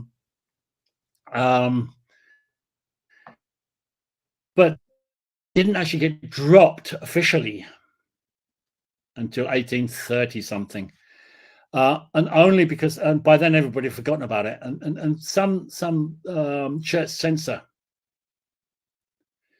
rejected a book by somebody because it talked about heliocentricity, and he says the rule says you can't do that, and the guy went, "You what?" This is like, and the church sort of, "Oh, it's still on the books. We'll remove it." And the church took till 1830. It's just they weren't interested anymore. It wasn't a subject. It wasn't a topic anymore. As I say, 1750, Galileo was allowed to be buried in the cathedral, which had been forbidden before. So they dug him up and buried him in the cathedral, and removed his finger. There's this famous finger in a glass, and his books were republished, 1751 or whatever.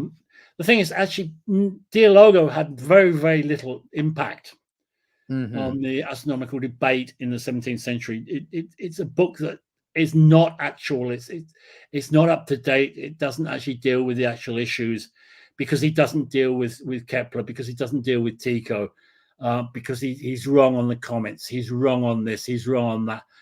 It's not a book that had any great impact on the astronomical, and the book was available. The church had banned it, but I mean, it had been published and sold, and people were reading it, and then outside of Italy, people were reproducing it. But it has very little impact. Kepler's Epitome Copernicus, which, as I say, was a sort of textbook on heliocentrism, does have a massive impact. And this is the book. That and the Rudolphine Tables, which he published.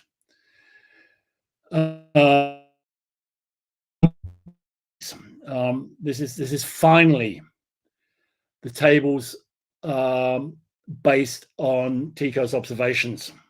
It took him that long to write them, and these show very clearly much more accurate predictions of the positions of planets and all the rest of it.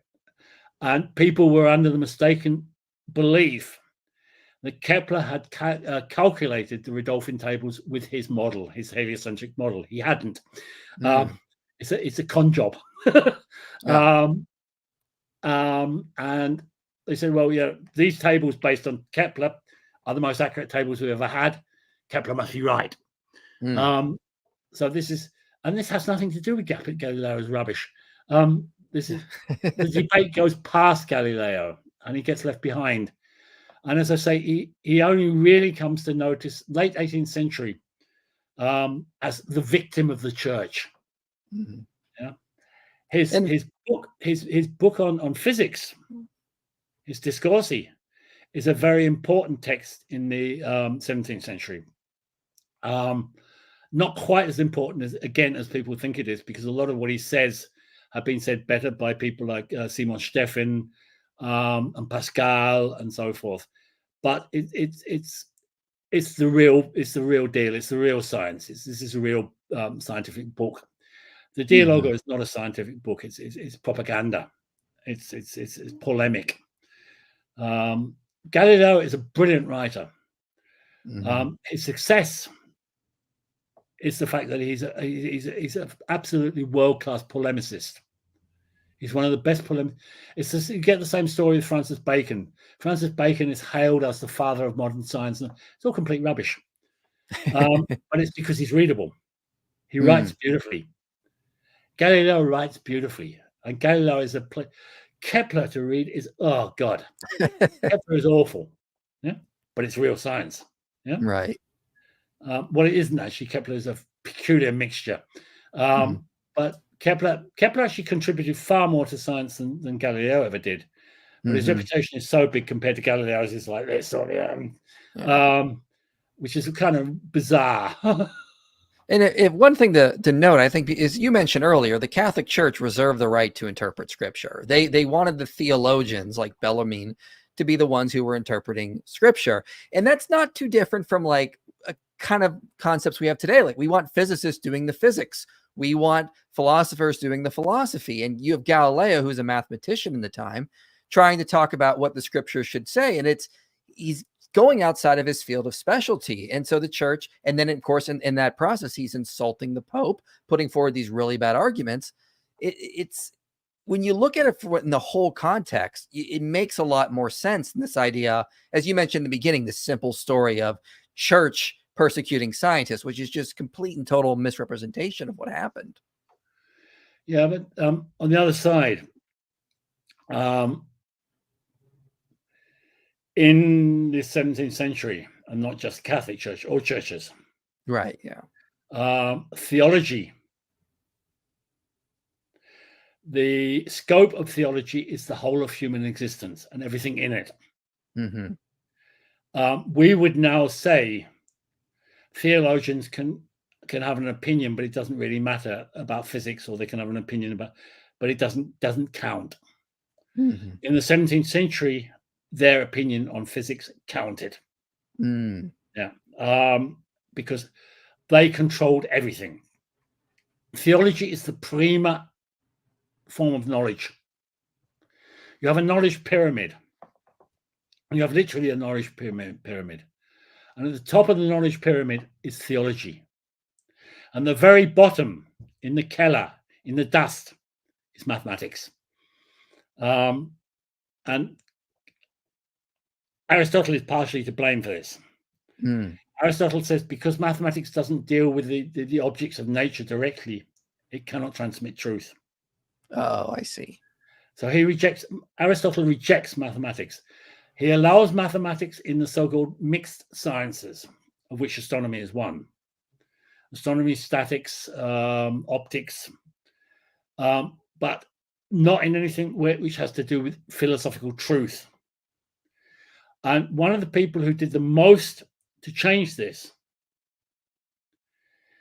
is the guy who founded the teaching of science within the Jesuit movement, Christoph Clavius. Oh, Clavius. Clavius changed the status of mathematics. The Catholics actually introduced the teaching of modern mathematics, mathematical sciences, and so forth into their schools, colleges, and so before anybody else in Europe. And they produced the best mathematicians, astronomers, scientists, and all the rest of it. And this is Clavius. And when Galileo was a young man trying to establish himself, he appealed to two different people, Guibaldo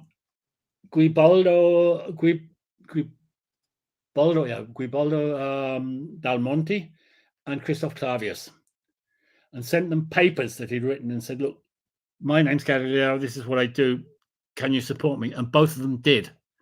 Clavius was actually a supporter of Galileo. And when he published the Sidereus Nuncius, and Clavius's astronomers Clavius in the middle died. He died in 1611.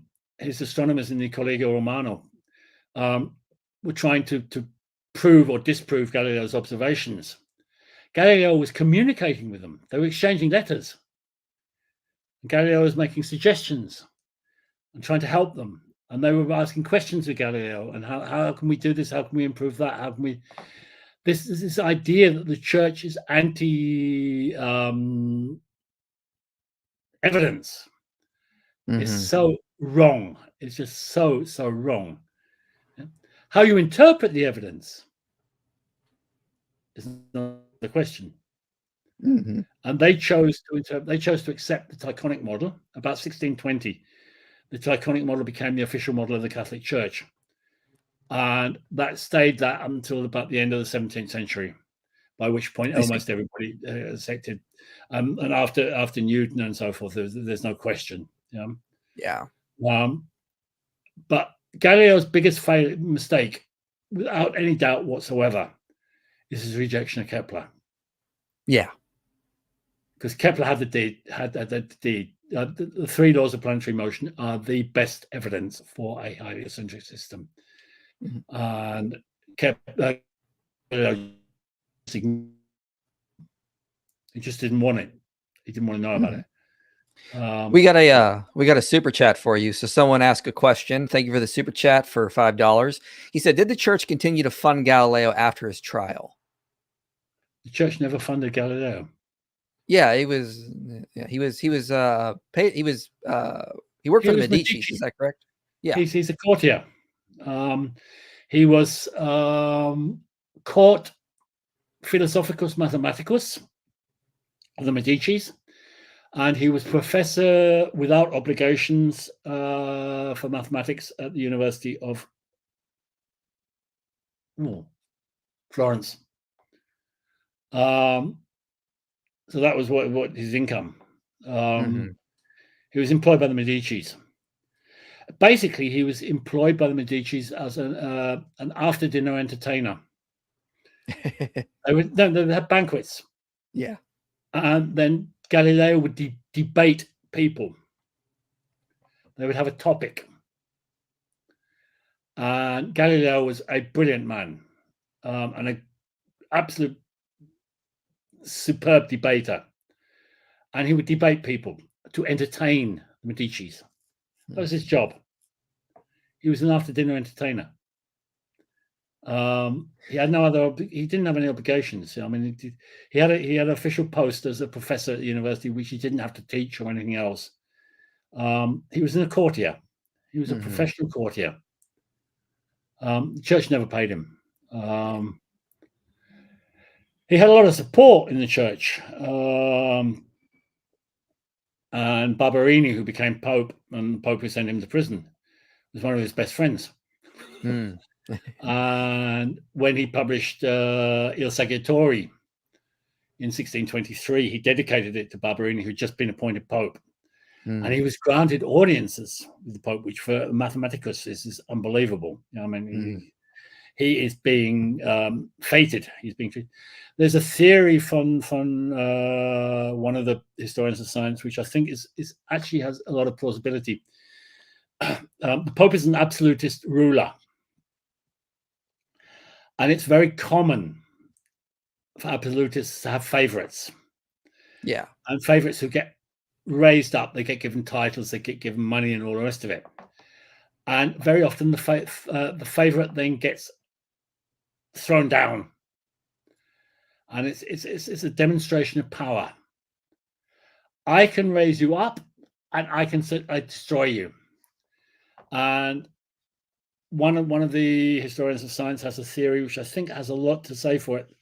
This is exactly what Barberini did with Galileo. He raised him up, and then when Barberini was in a lot of political and trouble at the time, he deliberately destroyed Galileo to prove that he's a power man. Yeah. And there's a lot of truth in that, because he gave Galileo permission to write the book.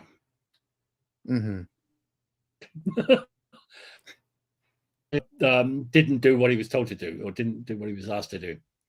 Yeah, he messed up. Thank you for the super chat. Galileo be like heliocentrism without proof. Also, the Catholic Church is full of weenies, and the Pope is the biggest meanie of them all. Thank you, Matthew. Appreciate the super chat.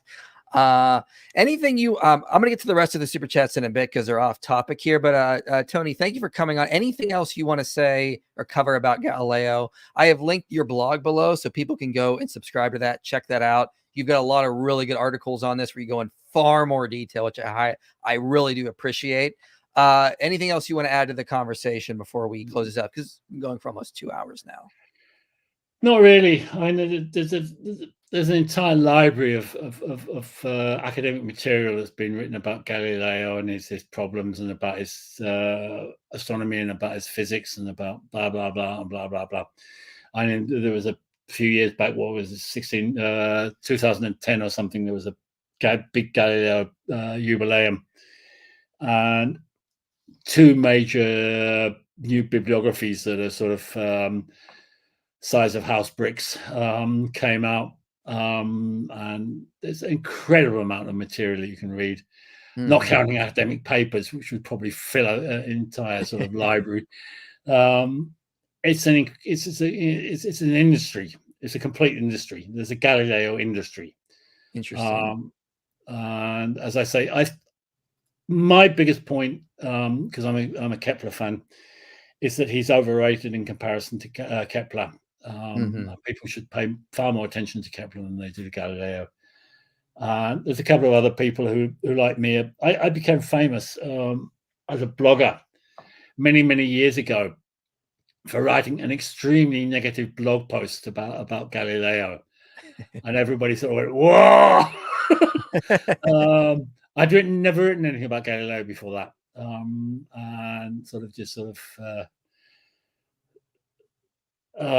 basically it's sort of slightly more politely put, but I say Galileo is full of shit and somebody ought to pull out the plug. Here's a question: how did Galileo become viewed as a victim over time? What's the explanation behind that? It's basically it's a sort of and he was to a certain extent at the time, of course, in getting tried by the Inquisition and getting subjected to house arrest, even if it was luxurious house arrest, wasn't very good for his reputation, or for the church, as that matter. But it's basically, he didn't feature that much in the 17th century. He hardly gets mentioned at all by Newton. It's towards the end of the 18th century, beginning of the 19th century, you start getting this what is known as the Draper-White hypothesis, which is this sort of there's an eternal war between science and religion, which is a load of rubbish.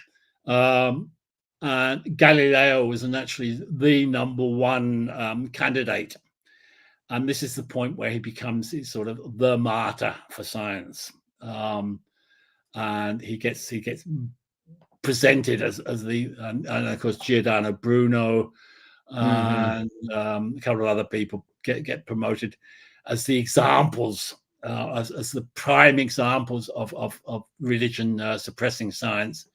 And it's at that point that you start getting this sort of massive Galileo is a victim of the church, and of course the fact that the church officially announcing whenever it was 1961 or whatever, and Tim's better on this than I am, that maybe they were wrong about Galileo. And it's actually so to speak a comparatively modern phenomenon. End of the 18th, beginning of the 19th century is when it really starts. It gets forgotten, and it, as I say, it's this so-called Draper-White. They're two American scientists who came up with this sort of the war of religion against science. Yeah, and Galileo is, of course, the prime example. So that's yeah. Well, I really appreciate you coming on and talking about and correcting a lot of this stuff, because when I was disputing with Peterson, he's got a huge audience on TikTok, and typically I would have just ignored it because it's like, this is just nonsense. But because he had such a big audience, it's like, this needs to be addressed. So I appreciate you coming on and bringing your specialties here, bringing your expertise on this to clarify the history and show what really happened, because this is a complicated history. And as you said in the beginning, people like the simplified myth. over what the real complicated history is. I'm sure Peterson will find reasons to say that what I said was crap, but that's his problem. He's not the first one to. I get accused of being like Tim does as well, of being a religious apologist. Yeah. And I point out that I'm the atheist son of an atheist father and an agnostic mother, and I'm a lifelong atheist. And if you ask me, I have an old quote, which is worse, the KGB, the mafia, or the Catholic Church. I would say the Catholic Church. It's not a nice organization. And did Galileo deserve what he got? No, not really. He was an arrogant idiot. The guy who's to Claudia Greenberger, a very good scientist, was a friend of Galileo's, and he said if Galileo had behaved slightly differently, he wouldn't have had the troubles of the church that he had. A lot of it goes down to Galileo's sort of bull in the china shop attitude. I know better than everybody else, and I'm going to teach you. If you're living in an absolutist system,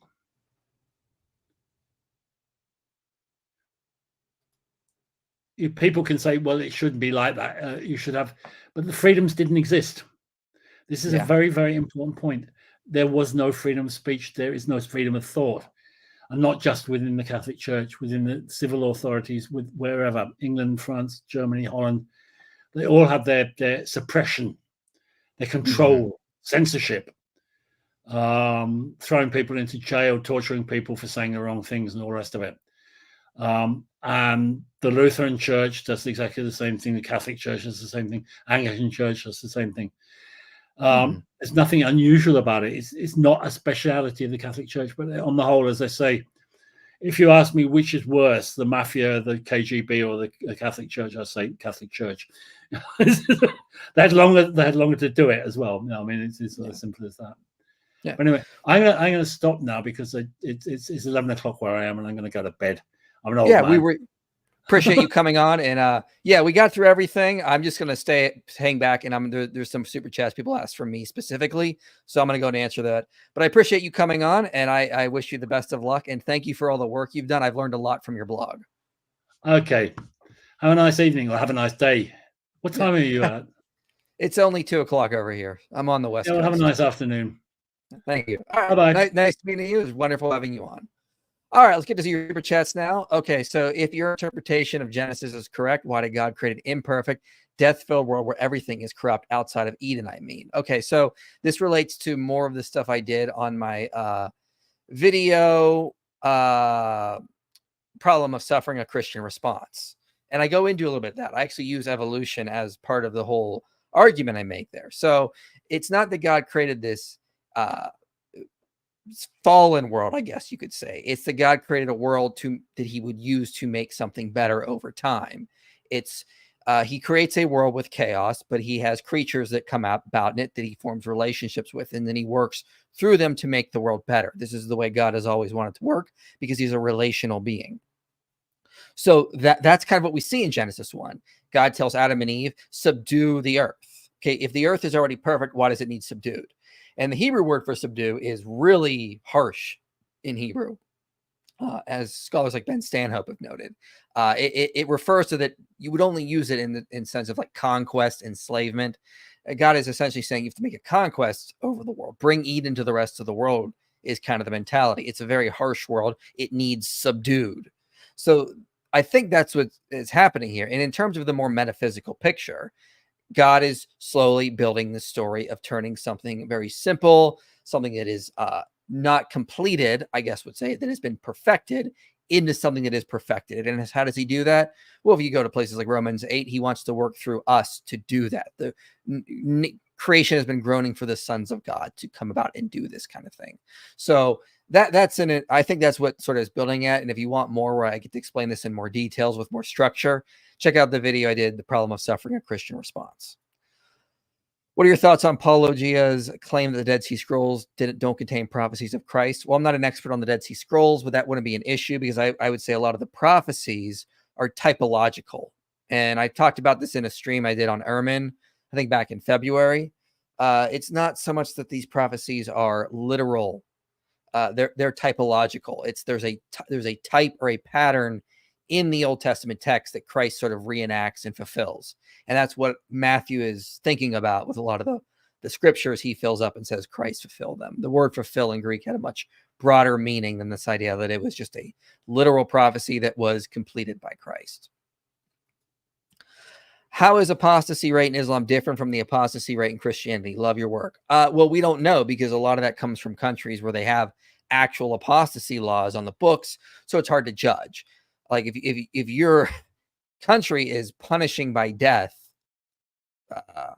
leaving Islam or not, you're going to probably just claim to be a Muslim, so you live. So we don't know the real rates. Whereas in Christianity, we see that it inspired a lot of enlightened ideas that we were talking about earlier in the stream.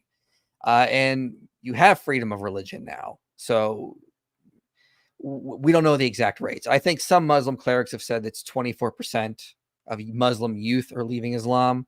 That's going to have long-term implications. I don't know the apostasy rates either in Christianity, because I think there's also some aspects that make this more complex. Like in Islam and Christianity, you have intrinsic and extrinsic religiosity. And a lot of what the apostasy is probably going to be is extrinsic religiosity, which is going to really change what's going on there. So it affects that in a lot of ways. Thank you, Tim Peterson, for the super chat. Sadly, I'm volunteering, so I have to watch this later. Man, that sounds bad out of context, but I've always said, wanted to ask IP, what is your tattoo? So I have Hosea 4:6 on this arm, 2 Corinthians 10:5 there, and then I have this thing I'm still working on. I got to get that finished. I just haven't had the time or the money.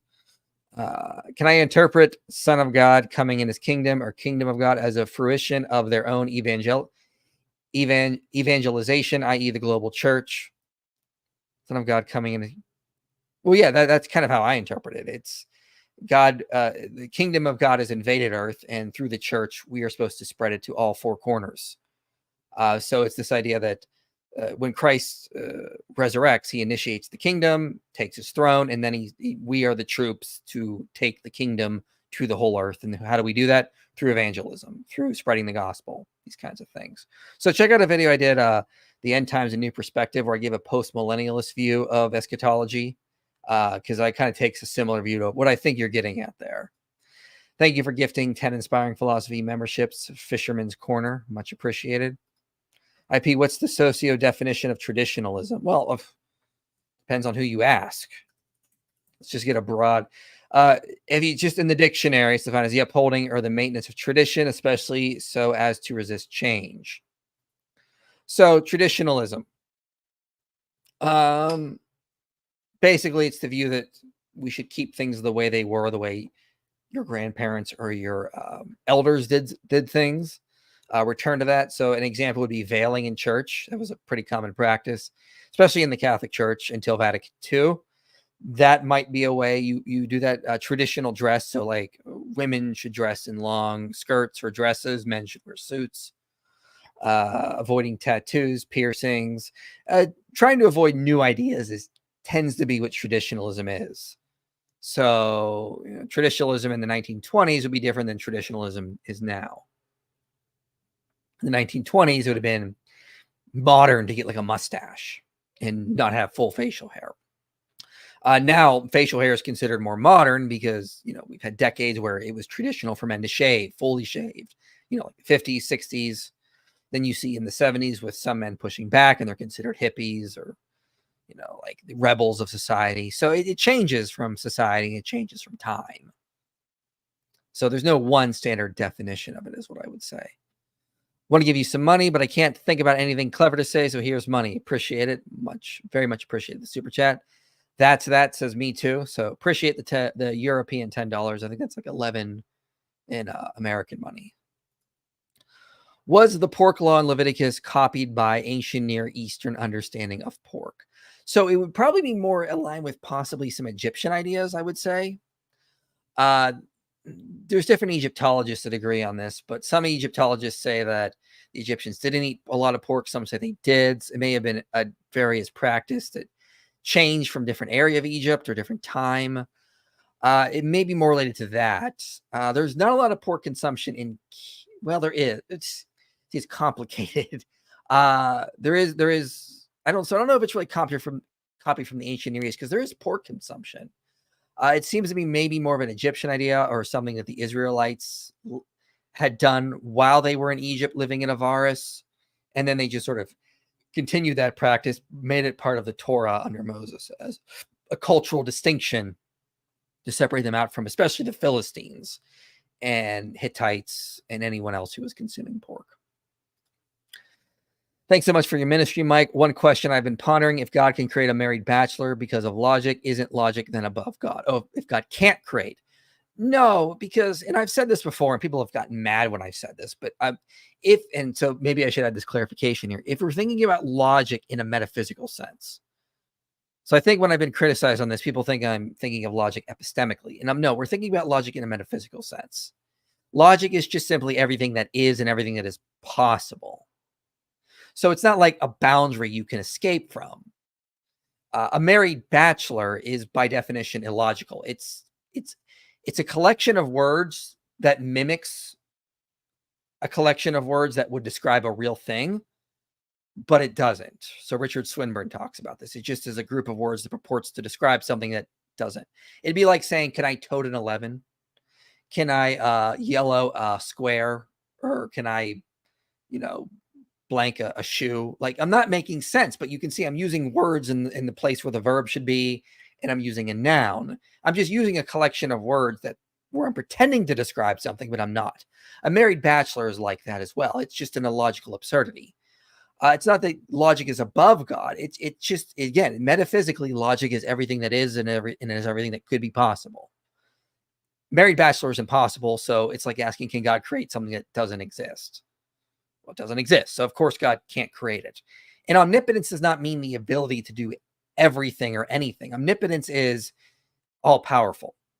So God is more powerful than anything and everything in existence.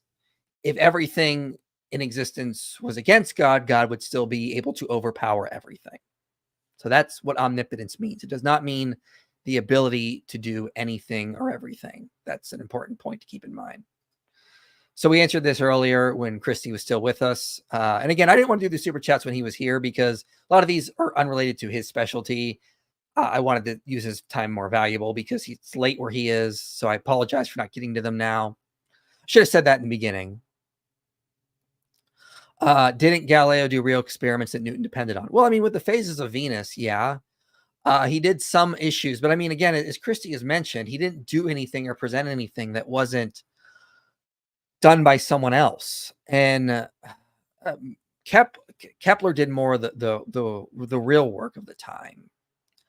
Because Galileo was not a Keplerian; he was a Copernican, and Copernicus said that the planets are going to move around the sun in perfect circles. That's what Copernicus said. Galileo held to that idea, and he defended it in the dialogue. Kepler said no. He said they move in elliptical patterns, which Galileo rejected. Newton held to what Kepler held to. So Newton was far more dependent on Kepler. I think that's an important point to keep in mind when you're thinking of that. It was far. I think Christie's absolutely right. Kepler was far more the important scientist or natural philosopher of the day. It wasn't Galileo. As we mentioned earlier, Galileo's dialogue concerning the two chief systems, I believe is the title. It was a bad book. It didn't use Kepler's work. It argued that comets were sublunar, so they can't exist beyond the moon's orbit. It made that really bad argument from the tides. It's just completely false. And of course, he insulted the Pope. He didn't actually talk about the Tychonian model or the Capellan. Forget the name of that one now. Capellan model, I believe, is what it's called. He pretended it was just like the Ptolemaic model or the Copernican model, which was a false dichotomy. So a lot of problems with that book. And if he wouldn't have insulted the Pope the way he did, he probably wouldn't have gotten in that much trouble. They probably been mad that he, the book would have been just rejected as being ridiculously bad. But I mean, I doubt he would have gotten into trouble the way he did. The biggest problem was that he attacked the Pope, and he went against the injunction where he agreed not to teach the Copernican model as a fact. He was not allowed to do that. So hope you come to Christ, man. I believe that's for Thony Christie. Yeah, and we sure hope he does. We hope everyone does. Always encourage prayer for the unbelievers. Think you'll ever debate Bart Ehrman? Well, I'd love to, but I mean, like, the last time I looked is that he charges a lot for that because then he donates the money to charities. So if the opportunity arises, sure, but I don't know if I have the funds to arrange something like that because it could be kind of expensive. But if someone else sets it up, sure, I'd be in to debate a topic. Like, topic I'd love to debate him on would be did Matthew, Mark, Luke, and John write the Gospels attributed to them? So we could debate, are the Gospels truly anonymous? I would agree they're internally anonymous, but not externally anonymous. So I'd love to debate him on something like that. What else could we debate? I'd have to think about it to know. But I think that'd be a good topic to do. Thoughts on God Logic app debates? Seems like a lot of blowouts. Yeah, I've watched a couple. I think he does pretty well. I'd have to watch some more to get a better understanding. I'm trying to think of any examples, and I can't off the top of my head. In your video, is Christianity harmful? Is the conclusion that traditionalism and fundamentalism, the cause of prejudice towards homosexuality, study of the faith, or homosexuality's stead of the faith? Okay, well, if I understand your question properly. So in the research I've cited, yeah, it's not religiosity that's positively associated with prejudice.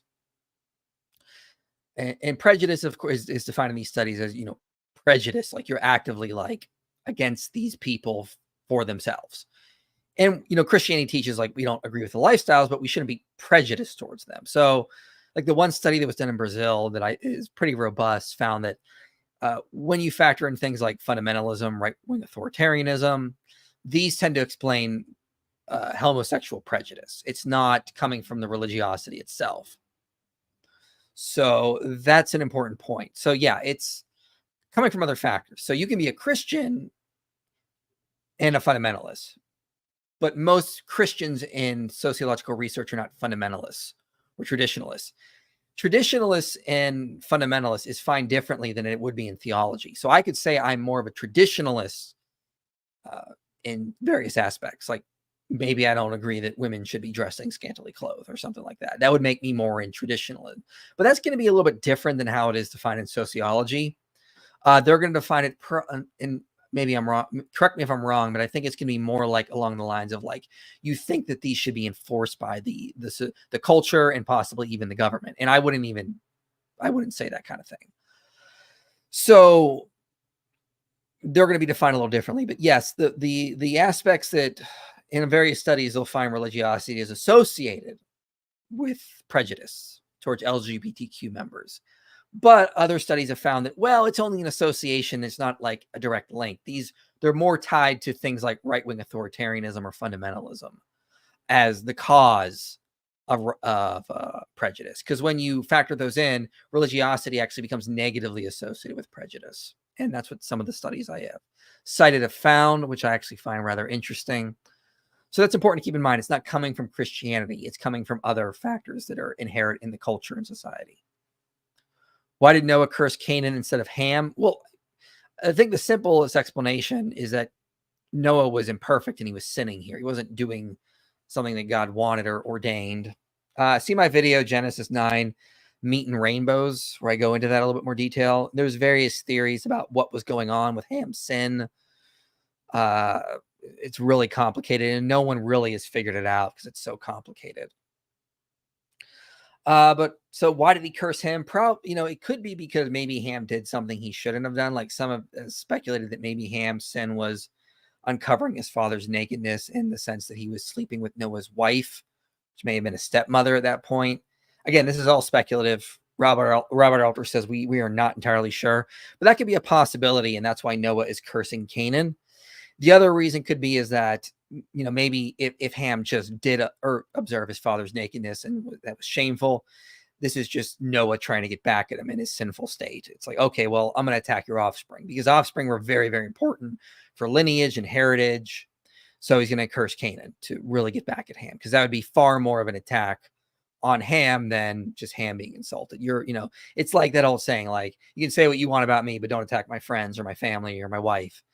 Similar kind of mentality. Like, you can attack me, but don't attack my children, So I think that might be what's going on in there. Again, complicated passage. We're not going to entirely know, but in the high context society that produced that passage, they would have probably known, and they would have been able to go to that in more detail. Is Mormonism prejudice against homosexuality? Well, I don't know any studies that look specifically at Mormonism. I don't think Mormons are, from what I can gather. They're very nice and respectful people. But typically in sociology, you got to keep this in mind, is that they, like we would say Mormons are not Christians. I cannot confirm theologically that Mormons are Christians. I just can't do it, because they deny the Trinity. They think God was a created being that became a God at one point. A lot of problems. I can't, but sociologically speaking, Mormons are included as Christians because of cultural similarities. Just like Ahmadis are considered heretical to Muslims. But sociologically speaking, when Muslims are studied, Ahmadis are considered Muslim, because it's easier to just study results that way, and they're going to have cultural similarities and that kind of thing. So I think the same research I would use to show that Christianity does not lead to prejudice against homosexuality, I'd say the same thing for Mormonism. It does fall under that typical sociological umbrella, even though sociologically speaking, we can't confirm that. Or I'm sorry, theologically speaking, we cannot say Mormons are Christians, but in a sociological umbrella, they are included as a denomination of Christianity. And it just helps with finding better results of what culturally comes out of these different groups. How much he charges? I think you're talking about Bart Ehrman. Maybe we can go get a GoFundMe. And what do you say to atheists who say praying for them goes against their free will? First question. If somebody wants to set that up, go for it. I don't have the time or the money right now. So find an organization that would like to host that. I'd prefer it be in person, of course, and knock yourself out. I can't really be in charge of that. I've got other debates I'm preparing for right now. One I really I'm hoping to do early November. It was supposed to be October 17th. It got delayed because the host has finals or something. But I'm going to really push to make sure that one happens, because I really want to have that debate. I've been wanting that debate for years. But I mean, if you want to set up something that someone's going to be in charge of setting it up, getting the funds together, I can't. So I'm too busy with making videos, planning live streams, getting other debates going. There's a lot I'm focusing on. As for the second question, what do you say to atheists who say praying for them goes against their free will? Okay. No, it doesn't. Because, and I've mentioned this before, there's a difference between the ability of free will and the availability of free will. So what we're just simply saying is we're praying that God nudges them in a certain direction, so influences them to make a free will choice in a direction that we would prefer. That is not removing their free will. That is limiting freedom in a sense, so that they now have less options to pick from. So you could lock me in a cell. You've not removed my free will. You've just removed a lot of my freedom. So you've removed the availability for me to use my free will, but you've not removed the ability. Same with this. We're praying that God would nudge them in the direction so that they come to see Christ and accept him as Lord and Savior. We're not praying that God removes their ability of free will. We're praying that God would reveal himself to them so that they would make the right choice. Now, even in that, they may still make the wrong choice. I mean, like, so I've seen some atheists say this kind of stuff, that, like, if they go to the pearly gates or something, they would just think they're having a delusion. Or if God appeared to them, they would just interpret it as a delusion. Like Richard Dawkins has said similar things like that. Matt Dillahunty has said things like that. So even if God were to reveal himself, it doesn't mean their free will is gone, because even in those situations, they accept that they could still make a decision that goes against what the evidence is in front of them. They can still express their free will. So praying for them does not go against their free will. That doesn't even make sense. So, all right, any more super chats? You should put them in now, because I'm going to close this out. I appreciate everyone coming. I will have a video on my channel this Friday. You can see it now live on my Patreon if you want to look. People complain that Luke gets all his geography wrong. He has Jesus on his way to Jerusalem, heading south, and then all the way back up in Galilee again. So people say that this is an error. I'm going to be arguing, no, this is a misunderstanding, and I'll explain what I mean. There's actually some very interesting data to support that does not answer it in an ad hoc way, as I know I'll be accused of doing, because that's the only argument they have left. Monday, I should have David Wood and Apostate Prophet on my channel. We're going to be looking at some fun stuff, so I appreciate that. Thanks to Thony Christie for coming on today to discuss the Galileo affair. I think hopefully we all learned a lot about the Galileo affair and what was really going on in the more complicated history. I've linked his blog below for more. And thanks for coming, everyone. I should be back on my channel next week, so we'll see you guys next time.